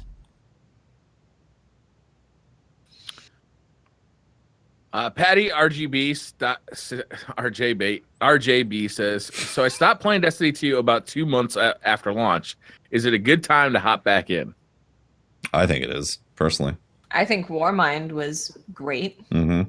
Yeah, right about now, if you started playing Warmind and stopped playing 2 months ago, right about now, 2 months after launch, you're supposed to stop playing. Maybe now is a good time to start, and not and by the time they get caught up, they're ready for the new stuff. It might my answer to that question might depend upon, like, are you talking financially a good time to hop back in? Because you might find that there's better deals later. Oh. If, it kind of like, I need more information to actually answer that question. Warmind is good, but not because of the story, because of all the cool stuff you do after the story. So it also depends on what you like about Destiny and what you hope for out of Destiny. I'd want more information to actually answer that question. Yeah, and I think some people, if we remember what Taken King was like, it was definitely beneficial to have the stuff like ready to be able to jump into or actually no, more like Rise of Iron, sorry. It was more beneficial to have the stuff ready so then you had certain tools. Like if you don't have any of the escalation protocol weapons, there might come a point where you're like, I kind of wish I had that shotgun before jumping into whatever before going to the Dreaming City and experiencing end game content. So if you're one of those people that are worried about being ready to be able to do the stuff in Forsaken, then I'd say, yeah, wait for a deal so you can pick up everything for cheap, and then jump into it and give yourself like a month or 2 months to level up characters. Yeah, I would fully expect at this point that there is going to be like a year 2 collector's edition of some sort that will have kind of like everything. Yep. And my guess is it'll be priced pretty reasonably. Yep. Tyler says, a lot of games shown at E3 announced free DLCs and no loot boxes. Division 2, Battlefield 5, I think Anthem said that as well. Feels like Bungie is screwing its player base with Eververse and the year 2 annual pass. Thoughts? Ooh. My thoughts is a free pass, but also premium pass. No loot boxes, but you can purchase a loot box from the store, but it's not called a loot box. It costs money to make video games, and unless these companies have positioned themselves to do truly free with little to no MTX in their game, all they did was set themselves up for a PR nightmare. It's true. Yeah. I think that very Bungie saying buy an annual pass, 3 drops through the year, here's exactly what you're buying, you can wait to buy it until you like it, is smart. It's like less than a cup of coffee every single month for a full year. And I would rather that model than some MTX bloated piece of crap. Personally, I like paying and knowing what I'm going to get. And I can guarantee you, like Division 2 or anyone who offered free DLC, they are going to heavily monetize either they won't monetize power because people don't like that. No one wants to be Battlefield 2. Nope. No one wants to pay $60 to be Darth Vader. Okay.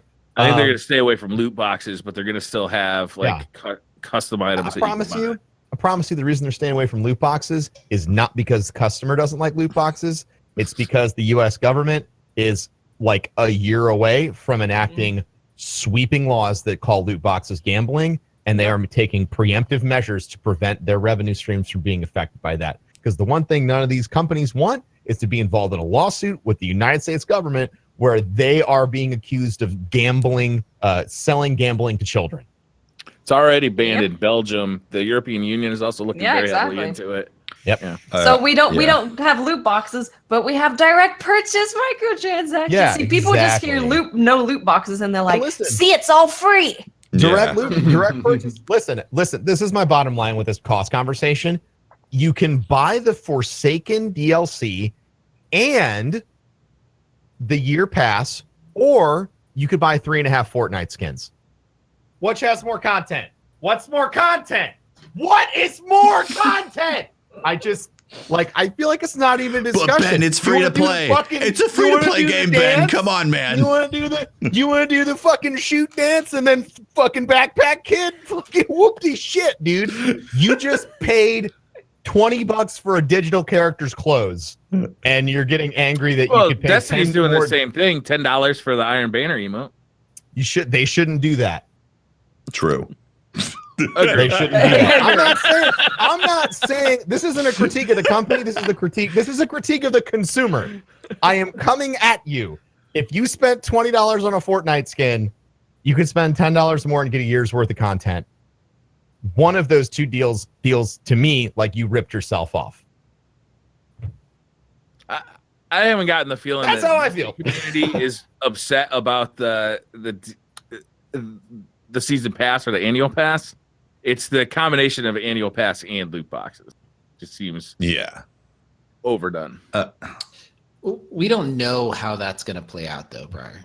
We're assuming that that's I don't think they've announced that that's what's happening. We don't know how that system's going to play out. True enough, but in a world where the Division 2, Anthem, and Battlefield 5 make it like it makes it to their Sony press conference, their Xbox press conference that they are not going to have these things. Like it seems like a pretty important detail to But they're talk not about. being completely honest about not having those things, though. Wait until the games launch. Yeah. There's no way they can afford that. The term loot box is a very specific thing, right? Right. It does not mean no MTX. Thing. It does not mean microtransactions. Right. Yeah. It does not mean they're not having that at all. Also, Division has a premium pass that you purchase. So they're saying that there's no. Wait, no, I don't think they are going to have it in Division 2. I think they're saying that the DLC will be completely free. But they said that there's a premium pass to get more content from the DLC. Do they? In Division 2? That's what I've heard in the articles for D2. Okay. Division right. 2, yeah. The other D2.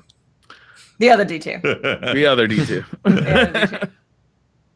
I don't know. It's to me, it's like I fall very much on the side of Broman here. It's I don't think that them doing a subscription model, which is what I would prefer for a game like Destiny. I'd prefer them to be able to make a certain amount of. They know their cost. They know how much they cost to make a game. They charge people per month.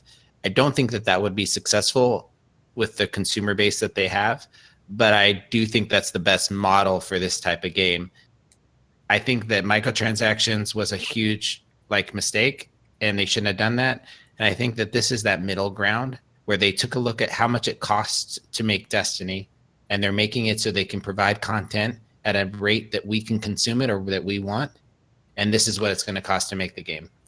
I think a lot of the blowback that's coming from is people. I think a lot of the people that are saying that stuff, though, are the ones that are saying that they feel that D2 on arrival was incomplete and not the game that they thought they were buying. And they have a certain vendetta of wanting to be justified and have they want a rectification of that loss. They feel like they've lost something personal, and they want Forsaken to be an apology for free because of that. I see. Which is ridiculous, by the way. How are families supposed to eat and pay their bills making such a huge content drop for free? And also, they're changing the base game in Destiny 2 to fix a bunch of that stuff. that's the thing. Like the seasonal stuff is free. Like that happens no matter what you own. Also, weapon slots are free. Everyone's getting that. You get all new Crucible maps. Like you have those things. Like you don't have to pay for the improvements to the base game, but you do have to pay for more content coming into the game. Yeah, exactly. Vanilla Destiny 2 is going to be a lot better post September. Yes. So It's gonna be totally Yeah, exactly. So Definitely. a lot of those people wanting it for free, I feel like they're not factoring in the fact that they're getting a whole bunch of life improvements and they're getting free PvP maps and they're getting things that just weren't there. They are making the vanilla game better. They are. Juan Camilo says, in a scale from Curse of Osiris to the Taken King, how excited are you guys for the World Cup? Love the show. Keep up the good work. Oh man. So on a scale of follow Curse of Osiris to the Taken King. I'm a Curse of Osiris. Yeah, I'm pretty Curse of Osiris about the World Cup thing. Sorry. Yeah. Where's it getting played this year? Is it? How big is the cup? Does it give me an excuse to start many drinking at meters? like 7 a.m.? No one knows the answer to this question. What do they put? We're all like- What do they put into the cup? Everybody's ideas. Beer. Champagne. All I know is that Okay. Russia and Saudi Arabia It's actually played today, Cuphead. and they I love Cuphead. handed them their rear ends. That's all I know. Huh. Air Code Beaver. I don't follow. Air Code Beaver says, do you think Bungie will backpedal on the whole buy year one DLC to play Forsaken, or will they come up with a $90 edition that includes all content? Personally, I would like to see the $70 edition include everything. Any other ideas? I think they will adjust. They'll make a bundle. release a bundle that has everything in it. That's what I'm I'm saying. kind of hoping they do a collector's edition that has like some physical packing goodies. Like a dead I cave. always like buying those. A dead cade. Oh How about a body pillow? Like a full Body pillow of Cade? It's just Cade like ah. If they have Cade as a body pillow, I swear I'm buying it. Oh, you're not buying it. But he has to have like half his face blown off. Yeah, I can like be it just. I want Yeah. a dead Cade. Yeah. Yeah. So I could just roll him around my house trying to wake him up. Wake up! Use my ghost.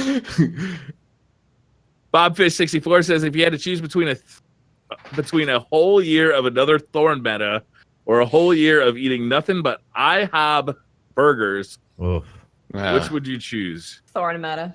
What the heck is IHOB? International House a of new name for Burgers. IHOB? thing. Yeah. It's they're IHOP. making burgers now. International House of Burgers. Yeah. Okay. Yeah. Has Yeah, anybody been it- there? Has anybody tried one of I these? haven't been to IHOP Whoa. in ages. I don't even like I've IHOP. never so been to I don't IHOP. know if I'm gonna like It's a IHOP. meme. I can't meme that hard, dude. I'm Yeah. not gonna go to a did meme you- restaurant. I'm sorry. Did you hear? Did you hear Wendy's response to the IHOB thing? Wendy's they freaking great. roasted them on Oh. Twitter. Wendy's I great. heard about that. Yeah, so they replied. Somebody says, "Hey, are you scared? Are you afraid that? What do you think of IHOP's new thing where they're making burgers instead of, pancakes?" And Wendy's response was, I'm not going to be worried about a company that started making burgers because it was too hard to make pancakes. That's pretty good. It was. Ooh, funny. Their Twitter account is hilarious. I don't It's know if great. It's so whoever good. does their social media is like Yeah, a genius. they're on point. Oh no, like that person better be making like millions because they're killing it. They Absolutely. are killing it. That's amazing. Curtis Cookman says, your thoughts on shelling out more money? We already did this.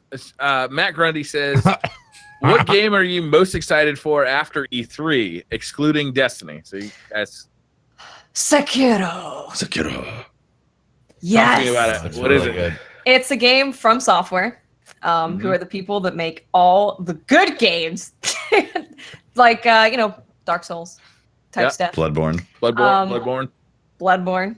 It's basically Ninja Dark Souls. Is this going to be a Um, PlayStation exclusive? Or is this going to be... I don't know. Hopefully not. I don't know. They were like, maybe. Please no. Yeah, I don't know, but it kind of seems like, okay. Well, I was joking about this, that they saw Neo, right, which was like, oh, Samurai Dark Souls, and they were like, do that better. Ninja Dark Souls. Hold my sake. It looks really good. There's a bunch of games that are kind of like that. Like Ghost of Tsushima looks beautiful. That game does look beautiful. Death Stranding just keeps like, I don't know what's going on, but every time I see more of it, I'm like, yes. It's so good. Futuristic suspense. I was like, because he's got like little baby in his little like fanny pack or whatever that's going on there. And he holds it in your fanny pack. He's like, don't worry, baby. I will make these pizza deliveries. Don't you worry. We're going to make this pizza. He's got a body on the back of his back at one point, wrapped in like cloth. I mean, yeah, there's so many games. And then Cyberpunk looks absolutely amazing. Cyberpunk is my game. I cannot wait for that. That game looks amazing. Oh my God. In their trailer that they showed like to the public, like at the press conference, there was like code in it, and it was like a letter to their fans talking about this trailer doesn't represent everything that's going to be in the game. We just want to let your like fears like lay at rest. Like there's going to be like those deep systems that you expect from CD Projekt Red, but we had to make a trailer for E3, right? So don't worry. Our core fans are still like we're really important to us. This was like in like this red text that just kind of flashed on the screen, like for half a second. That's awesome. I thought that was the coolest thing. That is amazing, man. That's why they're so good. That company's amazing because they understand that. They understand that gamers are going to react a certain way. That they To hear that's going to be a first-person game in that Yes. Cyberpunk world too was really exciting to me. Like everything in that trailer looked amazing. The quality to hear them of talk about it. Oh my God, dude! The quality of that trailer, and it's Tefty. Mm-hmm. Do you think you're going to be Playing Cyberpunk? Introducing this into your Church of Unlimited Frames? Why wouldn't I? I'm just saying. I mean, I did hear they're going to make a Netflix series out of it. Out of Cyberpunk, yeah. No, I'm just kidding. I just made that up. No, it looks beautiful. You just made me sad. That game looks awesome. Hey. I'm absolutely going to stream it. Will I finish it? I have no idea. Cyberpunk. There's so Yes. It looks many like games. absolutely my shit. Out of everything, I would say it's Blade Runner. You get a B Blade Runner. Yeah. That's right. Yeah. I realize the plot will be different, but like, come on, like, come on. yeah. One game that I got super excited about that I didn't think was going to happen for a while was Doom Eternal, because Doom Doom was is great. amazing. That game, that reboot that they did was just everything I wanted in a reboot for Doom, and now they're doing it again with it's going to be Doom Hell on Earth essentially. They're twice the demons. Just that whole Bethesda conference when Todd came out and was like, home run, home run, home run. I was like, stop it, Todd, stop it. He's like, no, home run, home run. I can only get so right. It's like, you demon, Todd, what have you done to me? It was amazing. What did you guys think of Fallout 76? Is that something you guys want to check out? Oh yeah, I kind of want to check it out too. That What was are you cool. excited about, Ben? Like what drew you in on that? It's gonna be really fun to fuck with your buds. Yeah. Like, it's, gonna be People fun. It's a tweeted- fun game to play with friends and screw them Yeah. over. That's like me and everyone I stream with. That's like our thing. We all People play nice, tweeted at and then like DCP. eventually someone cracks, and then it's all out war. And in this war, you get nukes. So Yeah, nuking people. Wow. hey, Nuke the fort. So tell Yeah, you me, nuke tell me about people? it. Like You nuke people and I you didn't get get to special s- items from the nukes. yeah. Oh, you know Briar's I gonna didn't get nuke to us all see anything immediately. about it. Yeah, I'm I definitely didn't get to see anything about it. Describe it. It Describe looks it. like it looks like it's open. It's giant open wasteland. From other things that have been released, like it's always going to be online. Every other human character that you encounter will be another player. There's Okay. still going to be NPCs in the game that are like robots, but any human character is a human, an actual person. So you can go and you can do all your solo questing and stuff like that. And then you can take all your solo progress into a group game. You'll never lose progress while you're playing with friends. So they've kind of insulated that experience so that, if somebody really fucks you up, you don't lose all of your stuff. At least that's how it was described. And it just looks like a lot of fun. Like you're going to be running through, giant bunkers full of zombies with 3 of your buddies, and you're going to be collecting nuclear launch codes and all that stuff. And then one of you is going to crack and blow everyone up. Love it. Yeah. Great time. Like it's gonna be like a combination of like those like open world survival games, but with like a Fallout 4 theme and flavor, and like first party polish. how much polish does any Fallout game really have, actually. How about that engine, though, right? Yeah, it looks great. How about, speaking of engines, did you guys see that trailer for Halo? Oh, yeah. Getting built on a new engine? Super Holy exciting. smokes, that looks Halo good. Infinite. That's not coming out for Xbox One. There's no way. What is Halo Infinite? Like, what's the concept behind that? Oh, we don't know. All we see is a trailer, but I mean, like, if you watch that trailer, there seems to be massive, big, open environments. Like, they claim it's running on this new engine. It looks absolutely fucking gorgeous. PC also, right? It's cool looking. PC and probably the next Xbox, I would imagine, like whatever that is. Really? You think it's going to be? No, I feel like they're going to put a new Halo on Xbox One X. I don't think so. I think it's going to be a launch game for their new system. Or they're gonna. That's their target anyway. Halo 5 ran surprisingly well. They talked about the new system on their press conference. They did, but I don't think that's till 2020. I think 2020 is about when we can expect a game that we got no gameplay footage from. I'm going to guess next year for that game, honestly. And Halo 5 ran surprisingly well on the original Xbox console and looked good. And it was in 60 FPS. This game is on a whole different level, though. It looks outstanding. This year for E3 was absolutely insane. There were so many games that I saw that I was just so excited for. Like Metro Exodus is one that I'm also really looking forward to, because Metro Last Light, I cried at that story. My God, that story was amazing. And I love that with this game, they're like, no, it's a story game. We're going all in on story. And that's what they're so good at. It looks gorgeous too. That game looks amazing. Yeah, that looks awesome. Getting more gameplay for Anthem was interesting. And what was weird is like watching the gameplay on the big screen, it was kind of like, this is slow and lumbering. It doesn't look that good. And then everybody who put hands on at E3 came back raving about how much fun, like the movement of those things are. Those, what are they called? Javelins. Javelins. Thank you. Like people are raving about how fun it is to fly those things around and play with those javelins. So that's like really you can interesting. Go underwater. Looks like you're going to be able to do a lot with those things. Yeah, you know what's But interesting? Ghost of Tsushima was the most beautiful thing I've ever seen on a TV screen. Oh my God! When that scene, that fight scene with the sword in and the sunset and the red leaves. Oh my God, it was gorgeous. That was gorgeous. It was gorgeous. Yeah, that's. I can't. I'm such a sucker for that stuff too. I'll just be like, I'll die when I'm just like, oh, look at this. Oh, damn it. When he's riding the horse through the tall grass field, it's beautiful. It just looked awesome. Yeah, it just looked amazing.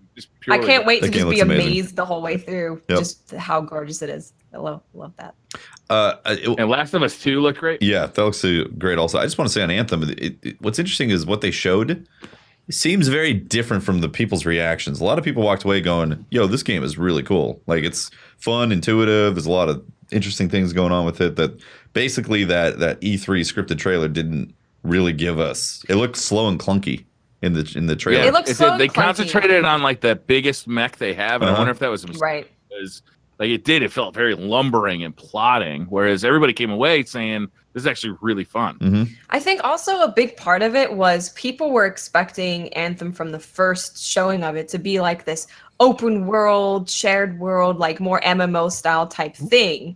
Whereas what they showed and explained, it seemed much more similar to a Monster Hunter world where you have the single player story in your own instance, but then you also have the option of hopping into co-op with your friends to go do a mission. Yeah.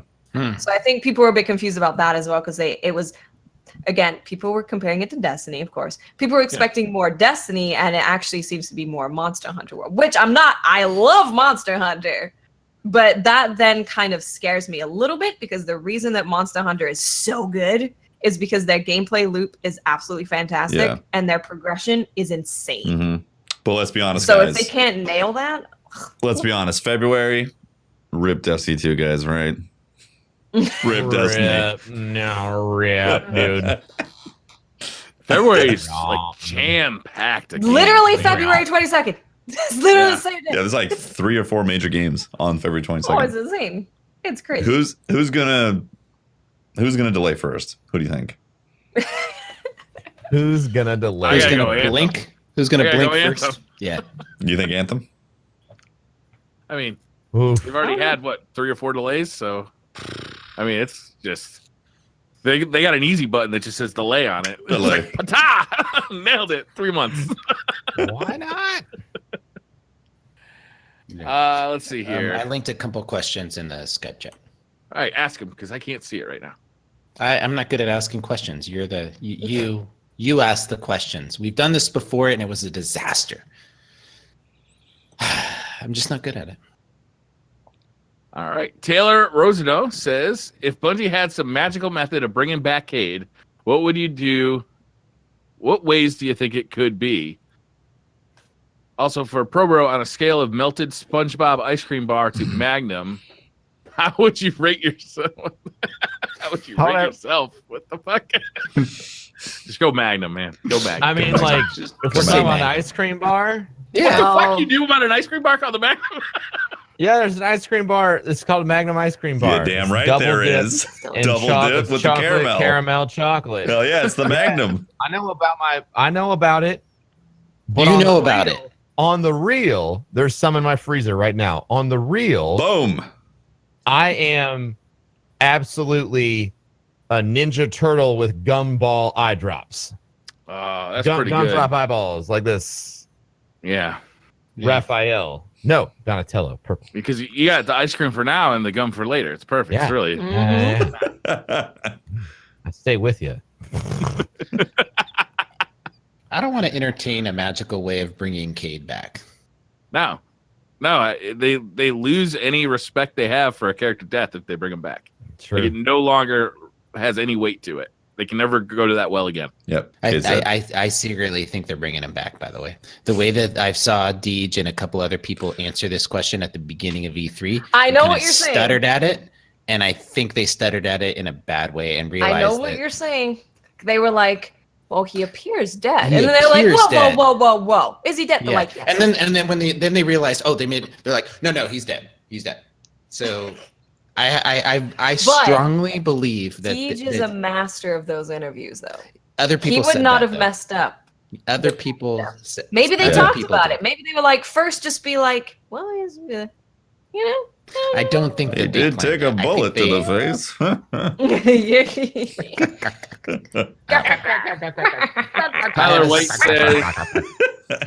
Tyler Waite says, what would Cade want written on his tombstone? Don't step on my map. I came, I saw, I clucked. Get that rock off my map. Yeah. I'm gonna go with that. It's pretty good. Yeah. I agree. Unichronic says, on a scale of emotionless to Full Metal Jacket Warface, how do you rate yourself? Emotionless to Full Metal Jacket Warface. Oh man. Like, wow. I have no idea. General, I don't understand the question. I don't know. Well, like, how do you like? I don't know. I guess I'm more of like I'm gonna take it like when I'm, angry or when I got a war face. Where do I go to? And I would say that if I rage hard. Yeah. And I got a Full Metal Jacket sort of war face when I rage. It takes a lot for me to lose my temper, and when I do, not it's that like, much, really.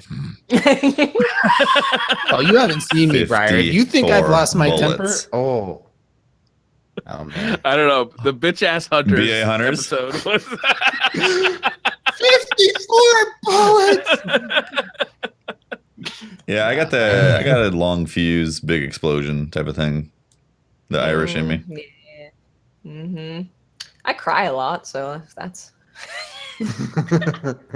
I like to hold my emotions inside and then like explode on somebody who totally didn't see it coming and didn't deserve it at all. That's really Like how I your like The old lady crossing the road. Yeah.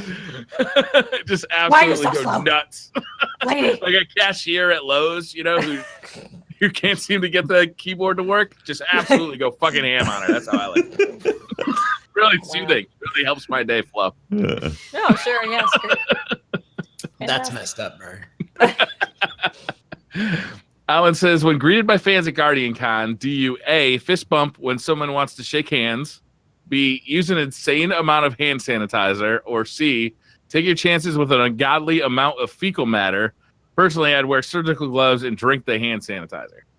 I go for the hug. Is what I do. A hug. Hugs, yes. I'd go for the hug. Hugs There's are a lot of hugs hugging are at Guardian Con. Yeah, hugs are way better than Everybody gets hugs. handshakes and. And there's a certain amount of like awkward long hugs too. Oh, I try to stay away from those. But there's people who do it like People so just well. hug you like. Do you know it's gonna happen? Like, can you like No, identify you don't, a long but hugger? you can, I try You don't to. know until you're already trapped. Yeah, you're sucked in, and then you get this like, when the normal hug is over, and you're like, but then they're still wrapped around you. Why are you so wet? And they tend to be really sweaty. I you know what? I didn't even think about it at Guardian Con.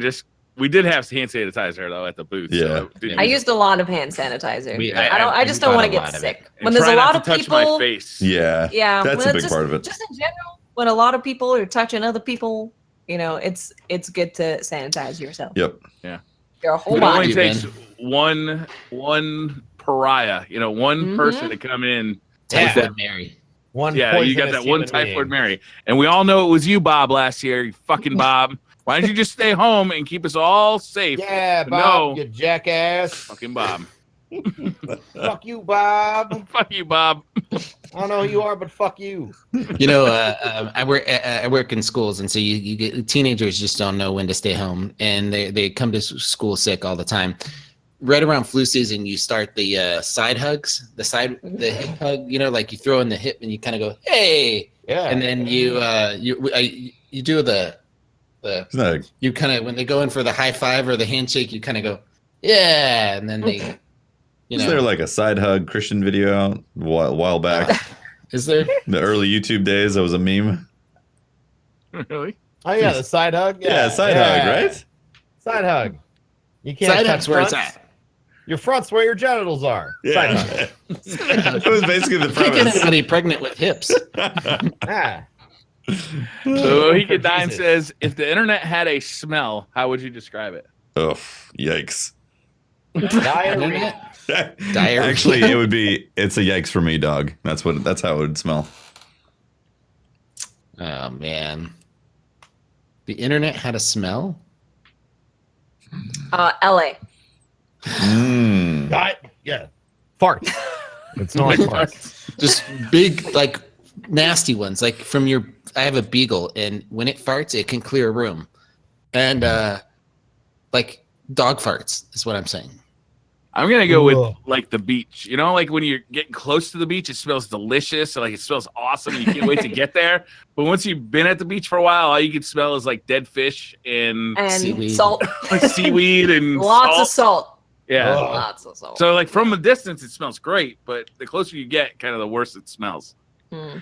I got a new answer.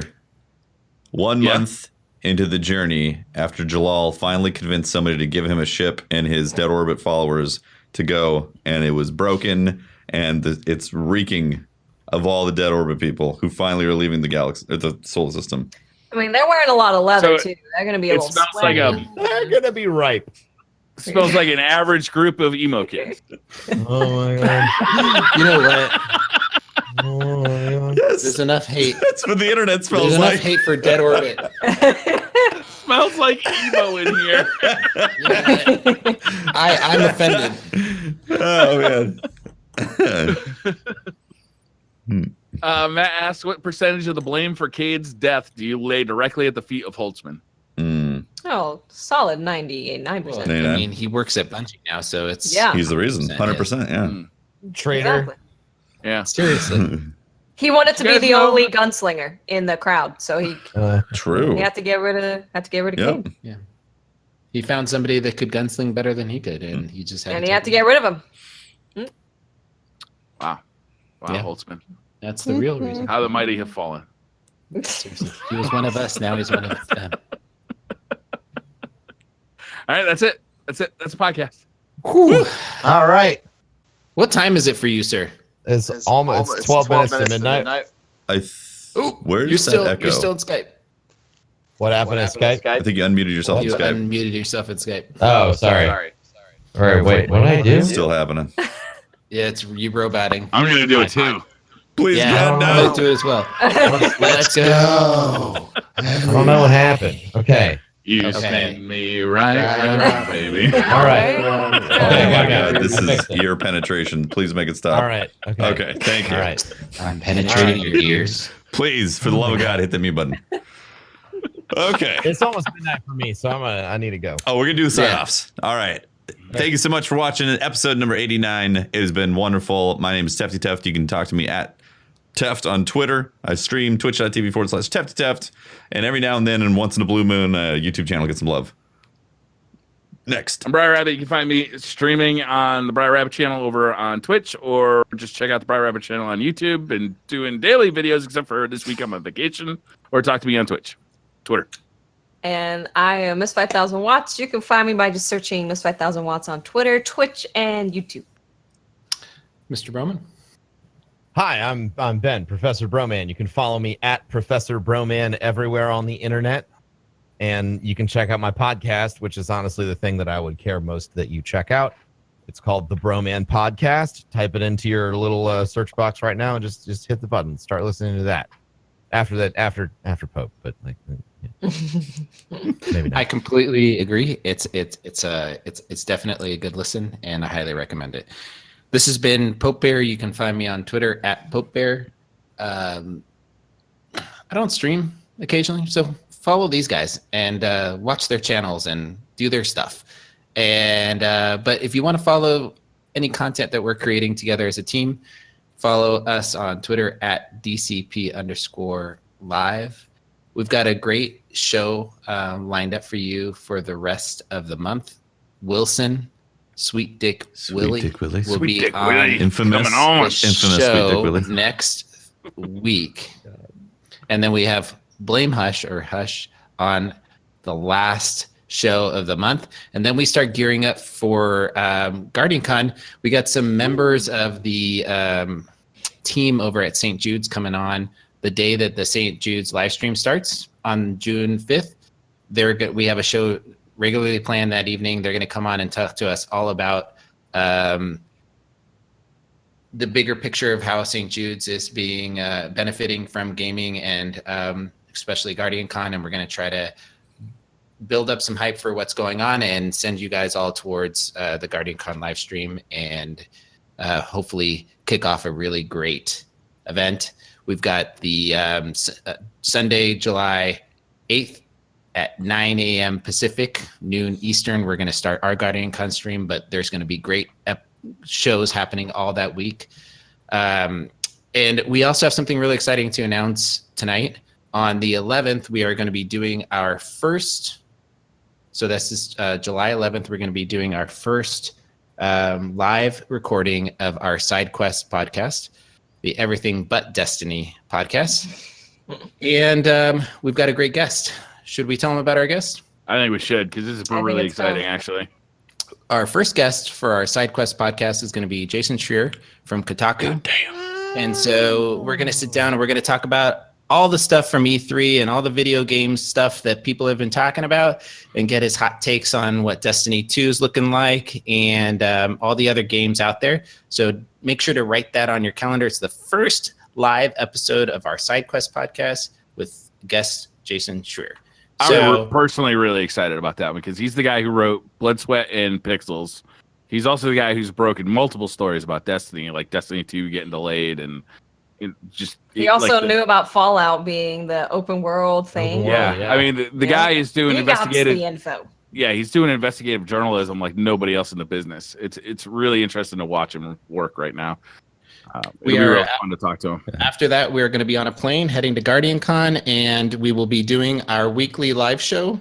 Instead of that Thursday, we are going to be doing it at Guardian Con. Thank you very much, Mr. Professor Broman, for giving us a stage in which we can do it live. You're fucking welcome. At Guardian Con. So stay tuned. Have it have you. We got a lot of stuff planned over the next month. Stay tuned. Awesome. If you are listening on iTunes, hit the comment the section and like us and all that stuff. Hit all the buttons. All the buttons, guys. Do everything. All right, we're going to roll credits and then be back to read out some subs. Thank you so much for watching, guys. Bye-bye.